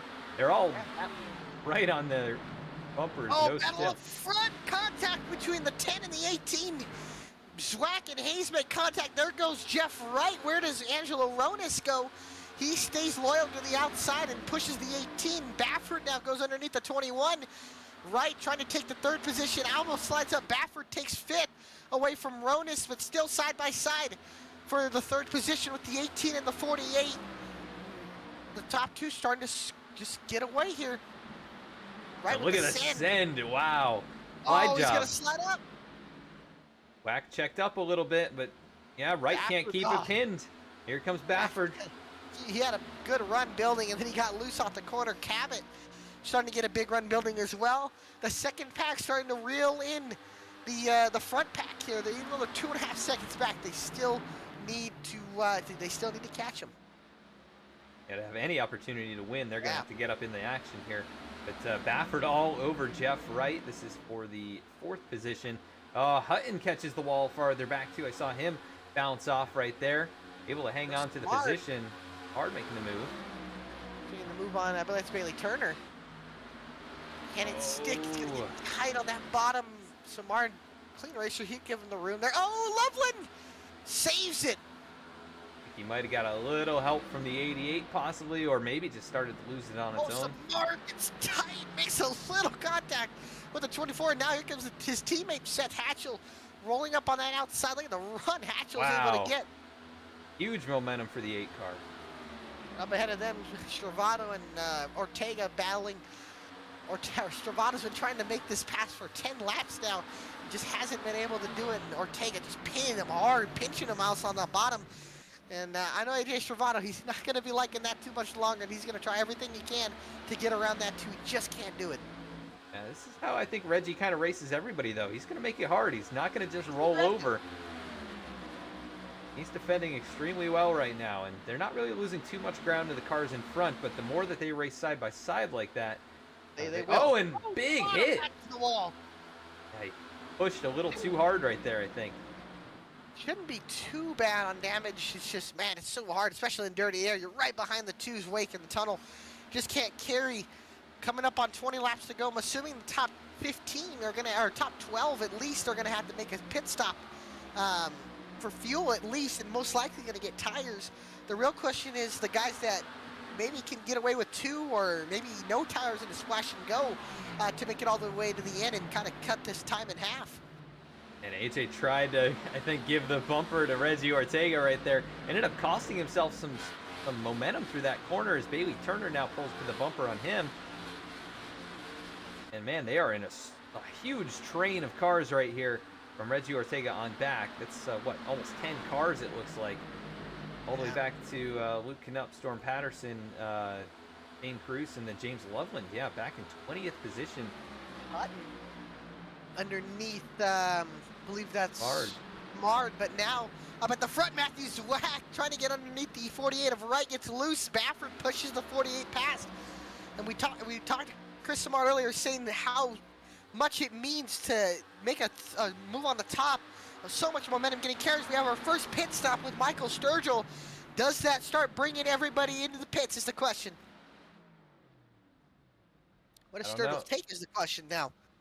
Yeah, is it going to be fuel only, or the right side Right comes up? at least going up.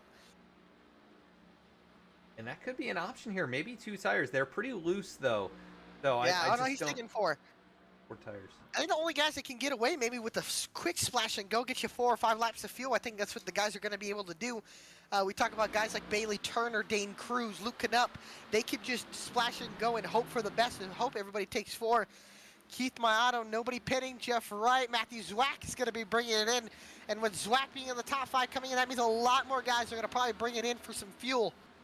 Chris Samar bringing it in as well.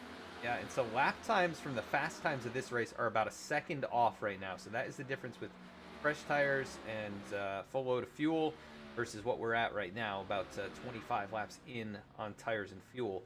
So Mayato continues to lead over Brody Hayes. It's about 0.3 of a second there for the race lead. He's not been able to scoot away to 2 seconds like he did before. And we've got 6 cars in this lead group now that a couple have brought it in. Zwack took 2. Took 2, okay. Took right side, so that's going to be interesting to see. Here goes Baffert. Performance looks like. Baffert to the bottom of right. Does Baffert bring it in? Doesn't look like it. One of the top 6. Huh. Anybody farther back? Jeremy Miller. Miller. Oh, Stravato. Oh, my gosh. I don't know if that one's going to hold for Stravato. Yeah, I mean, he was locking it up all the way. He passed Jeremy Miller in pit road, and I think Jeremy was well below. Yeah. Ah, that's unfortunate for AJ Stravato. That the second one tonight? Yep.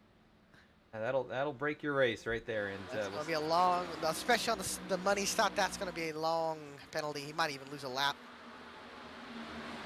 Now the real question is, what's going to happen at the front? Oh, Brody Hayes gets loose out the corner. Who's going to take fuel only, or is anybody going to take fuel only, or guys going to take 4 tires?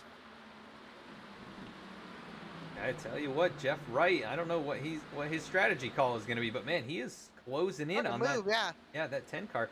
It's also getting a little dark out here. I don't know if you can see that on your screen, but it is. The sun's starting to the sun's starting to go down. You can see. Oh, Stuart Patterson just missed the pit barrels. That's probably going to be a speeding. Comes in really hot. Yeah, you know, that reminds me of a Cars phrase. What's that? I ain't gonna lie to you. Is it getting dark out?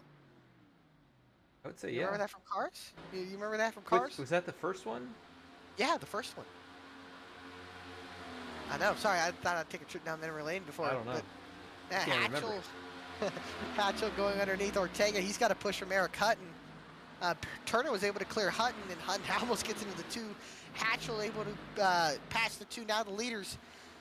Will they pit? What is there? 17 laps to go now. So does Mayato, does Hayes, or Wright decide to bring in Baffert? Doesn't look like it. They're all going to stay out one more lap.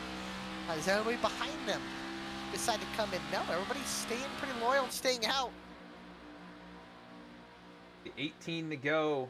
Don't see anybody else making their way onto pit road here. So a lot of those guys doing kind of a short pit strategy, but I don't know. I think it might work out for them. Guys trying to do more of like an overcut right now. I just don't know. What they might just do is fuel only. That's possible. I think that might be their strategy, but let me check their last laps. Matthew Zwack is a second faster than Keith Mayato. It's a second a lap, and they're just going to run out of time. I mean, there's 18 laps left in this race. And if they wait even a few more laps, they're going to be seconds behind Matthew Zwack. Here goes Cabot now to the inside of Baffert, who caught the wall out of the tunnel turn. Eric Hutton's pitting. Does anybody else decide to pit? Nobody in the top 5 pitting. Oh, yes, Cabot and Ronis. That'll probably bring the top 4 in at least. What will they take is the question. See, Hutton comes in hard and might have sped. Yeah, aggressive entry. Sped, and I believe Storm Patterson also sped. Cabot and Ronis also got in pretty hot, too. I'm not sure if they What does Cabot take? How many tires does he take is the question, or does he just fuel only? Tires Right come sides up. come up. I think 2 tires could be a valid call for some of these He's guys. taking 4. Yeah, 4-tire call. And we we'll got to see here. There goes Zwack driving on by. I think Zwack might be in good shape here to take This this is one. why we love Pocono. We love the tire strategies. Far from over, though. I mean, a caution Oh, could yeah. fall at any moment here with the way that things have I been think going. Zwack is going to be in a bad spot if the caution comes out. Here goes Mayato. There goes Hayes. Bafford. Right. Everybody seems to make it in. We got a 4-car train coming in. Nobody else. This will be the first lap that Keith Mayato has not led all night. Joshua Banks will be the first one to do that. Now what happens here? Where is Matthew Zwack? He is going down the short chute, going into turn 3, while Keith Mayato and Ben Baffert are barely going into their stalls. What do they take? Do they take 2? Do they take 4? I don't know, but here comes Zwack. He's going to come across Zwack the start-finish line. Take a look at where Mayato is. I mean, he is still in the box. Taking 4 tires. 4 tires. Zwack drives on by. And something to keep in mind here, Alec. Bailey Turner, Luke Knupp, Dennis Faircloth, all of these guys that are still out here. Oh, yeah. Yeah, I mean, they stopped only 19 laps ago. If a caution comes out, they're going to be in a good spot. It is almost possible, though, that they could stretch it even without stopping. They're not going to make it. Here comes Joshua Banks. They're not going to make it. I've heard that the fuel window is only like 33 laps. Yeah, that was 32 for Banks this time. So that seems accurate. Is also it looks like caution laps. So yep. If they do a splash and go, they might be in a good spot. Depends how far Bailey Turner is ahead of Matthew Zwack, but it doesn't seem like he's super far ahead. Hatchell right now, the race leader, is in front by 21.5 seconds. Matthew Zwack, who's already broken back in the top 10. Zwack, trying to see Zach Carr. Oh yeah, he'll have to pit. Jeremy Miller has passed Sturgill, Cabot, Miller and Sturgill have passed Cabot, Mayato, Hayes, and Baffert, as well as Wright, and they're all in the pack together. But the 4 fresh tires will definitely take over. I just don't know if they're going to be able to catch Matthew Zwack, which is 7 seconds ahead. Yeah, it's hard to say. 8 Jeremy seconds. Miller took 2 tires as well, a 10.1 second stop. So he took 2 along with Zwack. Yeah, Zwack at 9.3. Jeremy might have taken a little bit more fuel or something like that, but 10.1 seconds. Hatchell out in front though. He slowed his lap times down to 56 seconds. It's I think that's just pure tire fall off. It could be, yeah. I mean, that seems slower than what we were seeing, but cars are in the guys on 2 are starting to struggle. So the guys on 4, Zwack is in the middle of turn 1, and the guys that are on 4 are side by side. Tell you what, Dane Cruz, he is way off the pace, 59-second laps, and he's only about 4 seconds in front of Matthew Zwack. I think they're in fuel-saving mode. Cruz is definitely in saving mode. I would think maybe Lane Solfridge is as well. It's going to be interesting. I mean, we're going to be closing up on 10 laps to go here. I still think they're going to be able to run down Zwack. Cabot's cleared it, and Mayato needs to clear the 90 as well. He just can't. Yeah, Mayato back in 13th. I mean, he's getting inside of Sturgill now. What's the difference on tires? About 6 laps, the difference there. And 4 freshies. Ooh, he catches the apron in the rumble strips. He might get Ronis to help him, but no. Ronis is going to jump. Goes around him. Yeah, so Mayato. He's definitely killing them, I can tell you that. And Zwack is way ahead of them. He just passed Cruz and, who was that? Solfridge. So they're going on by. I think Cruz is in full save mode, and I think he's just trying to make it to the end. He'll definitely gain spots from where he was. He's getting pushed by his teammate Dylan Parker down the straightaway. But up for the 13th position, Ronis, Sturgill, and then Mayato really starting to lose time to Adam Cabot. I'm surprised more guys did not try a 2-tire strategy. It's really just Matthew Zwack and Jeremy Miller. Oh man! Hatchell's brought it in, so he is stopped. Bailey Turner, who's got 23 laps on this set of tires and fuel, still out there. 7 laps. Yeah, I just don't think you're going to be able to make it. How many caution laps have they had in that period, though? Has it been about 4 or 5? Like 4, maybe. I just don't think that's going to be enough to save. Look at this in the back. Ben Baffert, Brody Hayes. They're going to go 3 wide. This could be where the caution probably happens. A lot of jostling in the pack here for about which is on track right now for the 10th position. Look at all these guys moving. Mayato able to get to the outside and clear the 21 of Ronis in the 90. They're going to be 3 wide with Hayes and right. Almost making contact. Baffert goes up to the outside of the 21 of Ronis. That should take him for the 12th position on track, which might eventually be inside the top 5. Miller holding strong on those 2 tires right now. They're closing in on Dane Cruz and these guys who are just limping along. Oh boy, it's gonna get hairy. And Zach Carr still has to make that final pit stop here. I mean, he's got a couple extra laps of fuel than the guys out in front. Oh, but Carr checked up Cabot. Jeremy Miller way up the racetrack too.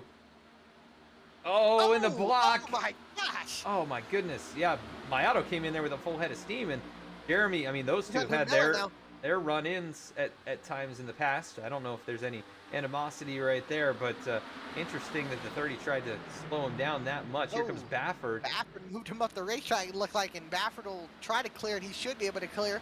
I think Jeremy Miller might be having issues now with the 2 tires. On, yeah. I think Matthew Zwack's already fallen off, though, too. His lap time's down in the 55s again. And Keith Mayato, 54.6 as well. They could be able to run him down. Now that the top 4 cars in this pack are actual tires with 4 tires, so... It's 16 seconds or something like that, almost. Well, back to Mayato. Is it? Yeah, I mean, it's... Oh, wait, no, sorry. I'm looking at Zwack up to Gemmel. Yeah. I was factoring that time in. It's only 7. Out in front, though, Bailey Turner, Luke Knupp. These guys can possibly stretch it. They do have a lot of... be able to save, though. Got a lot of time to give, though. That's the thing. We're getting some blinking again. They're gonna be able to save it for the next 10 laps. I just think that's too much. Yeah, it is a long ways yet to go, and they've got to save quite a bit. They have to save 4 or 5 laps, but Baffert now up on the outside, passing Mayato. Use the outside. Now the real question is, can they run down Zwack? They're all in a pack. They're 6 seconds behind. 6 seconds, and last time around they were 6/10 behind. And it's gonna, looking at the math right there, it's gonna be tight. And if Zwack continues to fall off, which is very possible, I mean, look at Jeremy Miller, he continues to lose time. And he's completely lost his group. How has Zwack been saving those tires too? Oh, Baffert could have taken 3. That's bold. I don't know. Zwack just ran a 56.2. From what I'm hearing, Turner's trying to make it on fuel. I'm saying, I think he can maybe do it. He's only got to save 3 laps, oh, probably. Baffert! Oh, man, he got really loose. He's going to lose a ton of positions. Oh! Oh, what a hit! From the 21 to 48, goes to avoid. He'll get under his teammate. There goes Mayato underneath the 17. They can't be doing this if they want to catch Zwack. I don't know what Baffert was thinking right there. He thought there was enough room, and I guess there was, but... It was Hayes! Brody Hayes. They're running up on a slow car, Sartaj Man. He goes out of the way, and hats off to him. But these guys are slowing each other up. They got to work together to get Zwack. Then they can battle for the win. There's only 7 to go. Oh, contact! Oh, Brody no, Hayes! He saves it. They're good. I can't believe he saved it. Wow. That was a huge bit of contact. Oh, there goes right. 3 wide. They're putting on a show for us, but it might cost them the race. Oh, man. Hayes in the middle. Looks like Wright can't keep up. There goes Ronis. A caution will change everything. Faircloth and Gemmel racing for 3rd and 4th. Luke Knupp has reeled in Bailey Turner also, just to keep that in mind. Knupp said he couldn't make it on fuel, so I don't know if Turner's trying to. I don't know if they can. This could be the race for the win between Knupp and Turner if they can make it on fuel. As Mayato clears Cabot, can he go ahead and break away from these guys now? It's going to be so tough with the draft, but Mayato's shown that he's got 4 seconds. Oh, man! Wright gets up into the wall. Mayato now has already got 2 car lengths or 3 car lengths almost between himself and Cabot. Zwack is passing cars ahead of them. He's into 1. Mayato, so let's see here. Zwack is just exiting 1. Mayato is now exiting. So let's see. There's about a half a straightaway gap from Zwack to Mayato. It's 4 seconds. Last lap, they were 9/10 quicker. There's still enough laps left. Interesting. Pocono's a big track. It's definitely possible. But then we got to shift our focus to Bailey Turner and Luke Knupp. Can they make it on fuel? They're really close to their fuel window. And then there's Gemmel and Faircloth. All those guys pit at the same time. But Zwack is running them down. He's not running them down as fast, but he's running them down slowly. Yeah, I don't think he will even get there, though. Well, this time he was 55.96. See what my auto runs at the line, 55.29. 7 tenths. That's just not enough. Not quite enough. It'd be very close. Draft. Yeah, Zwack has drafts with somebody. Hayes and Ronis going at it with Wright. If there's a wreck, that will change everything, and it could cycle Turner and Knupp to the lead. Bailey Turner shutting the engine off through the tunnel turn. He's trying everything he can to save enough fuel. Can he go 5 more laps? He's right on the cusp of the fuel window, just there goes by Knupp. himself. Oh, there goes Knupp. I think Knupp's pitting or Turner's pitting. Take a look Knupp here. is not. Oh, no, that was Here comes Gemmel. Pitting. Yeah, Gemmel's coming in. Faircloth stays out. I just don't think Turner and Knupp have enough to go on fuel. 5 to go. Farther back, you see Zwack crossing the stripe. That time at the line, 56.2. Keith Mayato, 55.3. So again, about 9 tenths.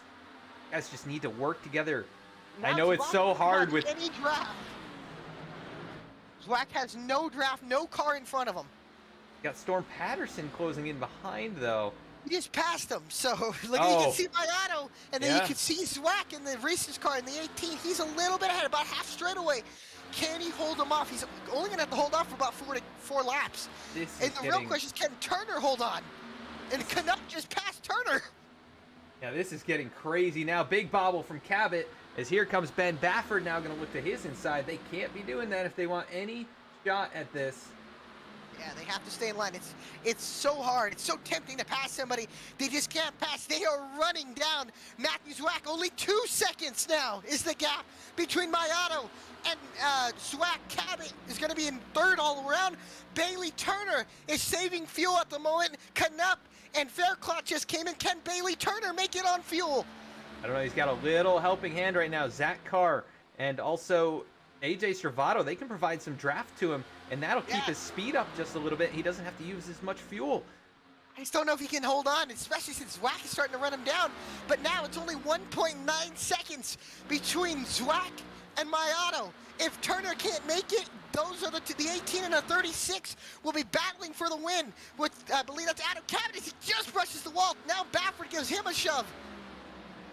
Bonus just lost them. This is just crazy how this is shaking out. All these different strategies all merging and kind of colliding here at the end of this race. And just like what you said at the beginning of the broadcast, it's going to come down to strategy. No matter if it goes green or if it's caution filled, we've had a little bit of both. And here we go, 3 laps to go. Bailey Turner out in front, 4 seconds flat now, continuing to just shed time here as Matthew Zwack continues to close in. You see him exit turn 1. He brushes the wall. And Mayato, 1.2 seconds and closing. Yeah, Mayato is moving, and here comes Cabot. They cannot pass each other. They have to wait till the last lap. Cabot is there. He gives him a shove into the tunnel turn. The gap is only about 25 car lengths between those drivers, racing for 2nd and 3rd. Maybe a little brush on the wall for a couple of those guys. It is Mayato, Cabot, Baffert, Hayes, and Wright all in line. Angelo Ronis right there as well. And the gap to the race leader now, Bailey Turner, 2.8 seconds in front. He's going to have 2 more times around. 5 more miles for the 24. The wall. Baffert catches the wall. Here comes Hayes. Oh, they got to work together still, but Mayato is almost up to the 18's back bumper. It's 1 second, less than a second now. 8 tenths as Cabot continues to work with him. Turner make it on fuel is the question. Oh man, he's Zwack really is giving up a ton of time. Here comes Mayato. They're coming to the white flag. Can Bailey Turner make it on fuel and get his first career win? He's got about he's got less than 4 miles to go. The gap is seriously dropping now, 1.5 seconds. He might be able to make it, but will he make it back first? Here comes Zwack into turn number 3. And Mayato is there. He has now got the draft from Storm Patterson and Matthew Zwack. Can he get there before the checkered flag? They've got more grip. Bailey Turner, 1.3 seconds in the lead across the stripe. Now white flag in the air. Here comes Mayano. He's getting close to the 18. If Turner runs out, that is for the win. Turner right ahead, and that white car in front goes into turn 1. Can he make it on fuel? They battle for second. Zwack and Mayano. Now here comes Cabot. Bailey Turner a half a straightaway ahead. A second. Mayano. Gap. Mayano making the move here on the outside. Here comes Cabot. They can't do this. 3 wide does not work down in here. They're going to try it. Zwack up the hill, gets Mayano. Here they come, side by side. Bailey Turner, does he have enough in the fuel tank? They race side by side for the win. For second, what could be the win, but off of turn 4, he's slowing. Bailey Turner slowing off of turn 3. Here they come to the line. He's going to have enough. Bailey Turner, they crash to the line. Bailey Turner wins at Pocono. I told you he could make it. I told you. What a strategy! He made it, and man, that's got to be a heartbreaker for Mayano, who just, man, raced so hard right there. Strategy by Bailey Turner. Wow. And he is out of fuel. My heart is racing right now. I cannot believe what we just saw. Another incredible finish to one of these races. Adam Cabot gets turned out of turn number 3 there. Let's go back and take a quick look at what happened with him. Exiting turn number 3. It was Baffert that got into him. Yeah, and Still finished P8 in the number 17, but Bailey Turner, man, he played his cards just right there. Just enough fuel. He had a big enough gap and enough speed to bring it home in the lead. Whew. How about it? What a finish. All those different strategies colliding here at the end of a 200-mile race. It comes down to 7/10 and probably about a tenth of a gallon of gas. Better than that, and that is why we love these 2-mile tracks, Pocono. It always comes down to fuel strategy, and what a job by Bailey Turner, saving as much fuel as you could think. Turner wasn't even a factor this entire race until the very end, until we knew he had enough fuel, and he sputtered coming to the line, but just enough, and as he parks it on the start-finish line, he won't have enough to do a burnout. But Bailey Turner gets his first career win, and he does it in style at Pocono, and what a win. I tell you, man, these finishes have been amazing these last 3 weeks. Yeah, we've definitely kicked off Season 6 with a bang here. There's bigger names, bigger talent, and, man, bigger and better finishes than ever. And we sure hope everybody out there enjoyed watching all of that. We'll be right back after a quick word from our sponsors. We'll interview these top 3 drivers who I'm sure have a lot to say about what just happened. But thank you so much for sticking with us. We will be right back.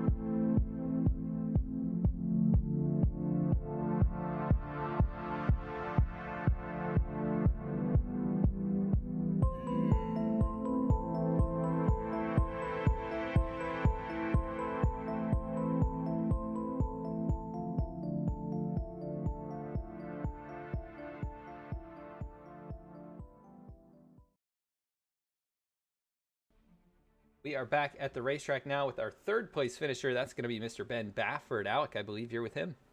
I am with him, Ben Bafford. You come home 30, you take 4 tires, but did you think you were racing for the win, number 1? Did you know Bailey had enough fuel to make it to the end?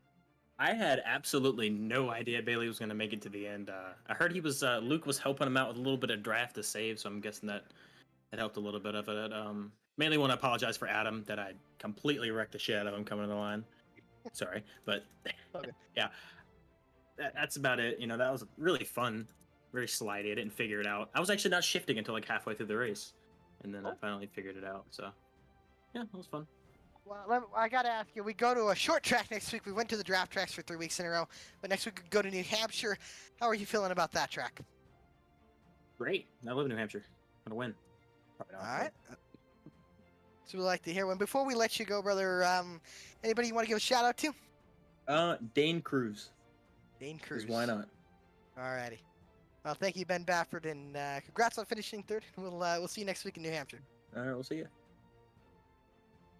Third place finisher Ben Bafford.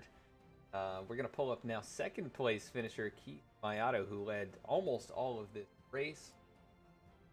Keith, this is Adam and Alec in the VSPEED booth. You got a copy? And for Oh man, I guess the win's still going to have to wait at least another week. You were the best of everybody who made a pit stop there. Bailey Turner able to sneak it out on gas, but man, just describe this race. You led so much of it, and then you had to fight there so hard in the final few laps. How are you feeling about this one? Well, to be honest, I actually thought I won it. I didn't realize Bailey was ahead of us because I thought he actually pitted a while ago because everyone's like, "Oh, there's no way he's gonna make it. He's not gonna make it." So I actually thought I was battling for the win, but a little disappointing, to come P2 to work that hard just for P2. But other than that, it was just a race of trying to stay up front the whole time and not get into any racing because once I got into that last stint there, that was tough. That was not easy to make passes, and especially being in dirty air. And that was the first time since like last week I was in dirty air, and it was not nice. Yeah, because you were pretty much all on your own there, or out in front. The first 63 laps. I don't think anybody led anything before then, and that was just when you made the pit stop. So definitely had the speed tonight, and even through traffic, you made it back out in front of all those guys. We go to New Hampshire next week, a little different experience. So how do you feel about going out there? Well, pretty recently with this car, I'm pretty good on the short track, even though it's not really a short track, but kind of drives like one. So I'm hoping if I put enough practice in, I'll be able to be up front and maybe be, there on the last lap, getting the checker flag instead of running up front during the beginning of the race.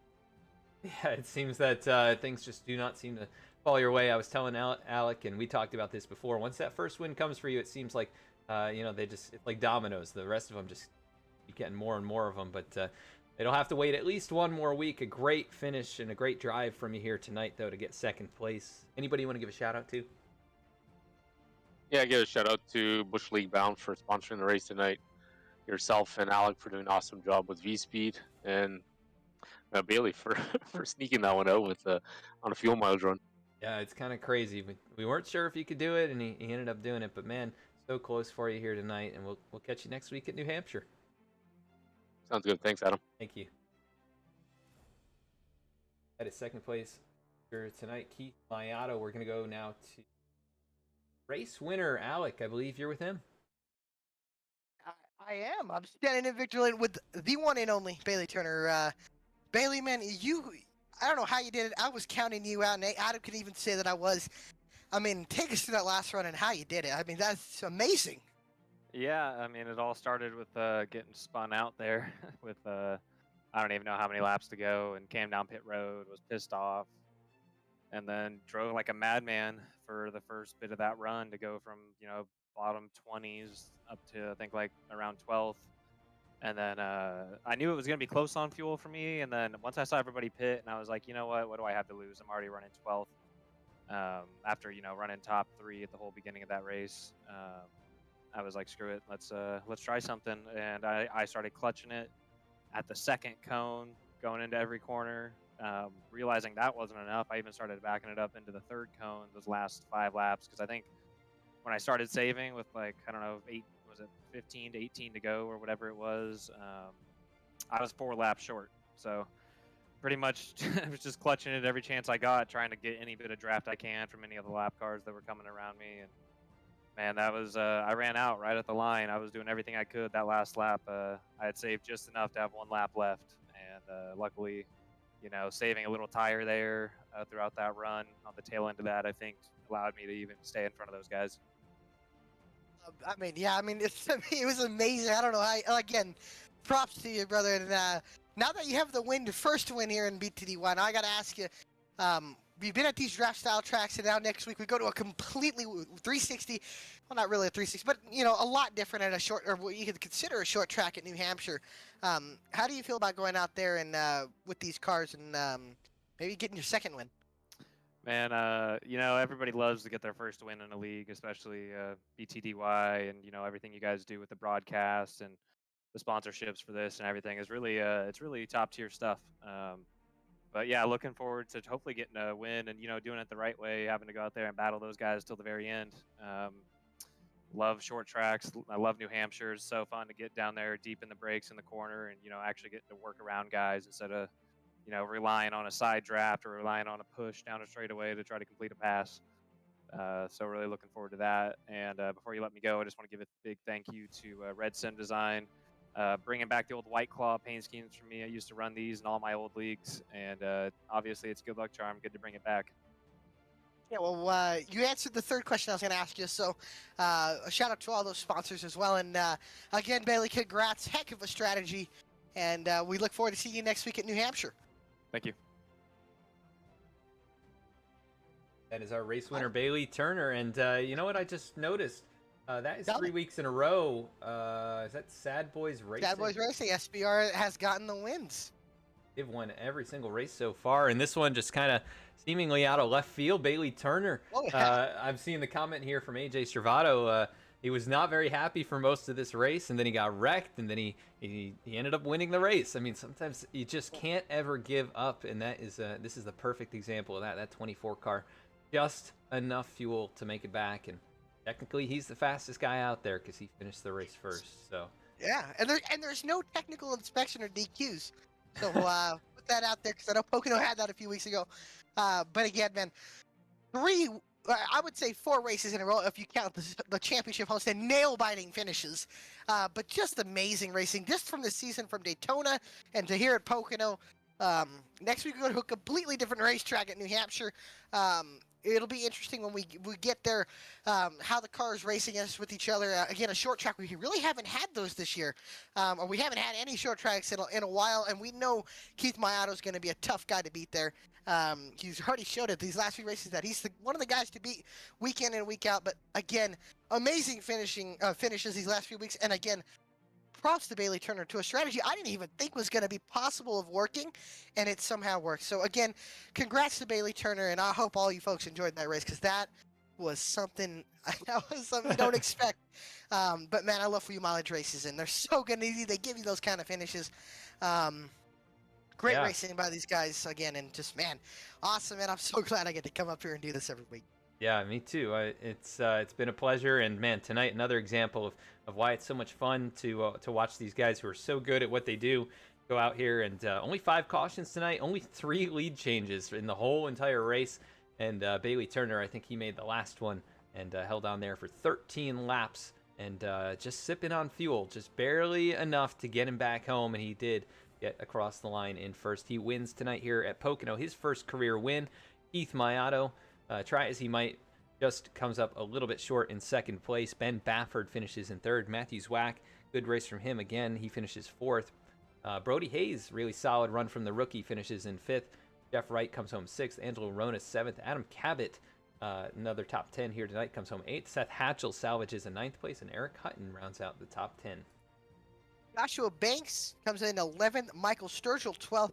Jeremy Miller in 13th, James Lovell in 14th, Reggie Ortega 15th, Chris Samard 16th, Dane Cruz 17th, Eddie Trejo 18th, good recovery after getting spun, 19th for Ryan Gemmel, and top 20 for Henry Tabor. Good solid finish from all those guys. Luke Knupp, he'll finish in 21st after the late pit stop. Dennis Faircloth 22nd. That is 71 of Lane Sulfridge in 23rd. 24th, Kyle Payne. 25th, Zach Carr. 26th, AJ Stravato. 27th, Storm Patterson. 28th, Sartaj Mon. 29th, Dallas Sullivan. And rounding out the top 30 is Parker. 31st was Nick Gardner. 32nd, Robert Gilmore.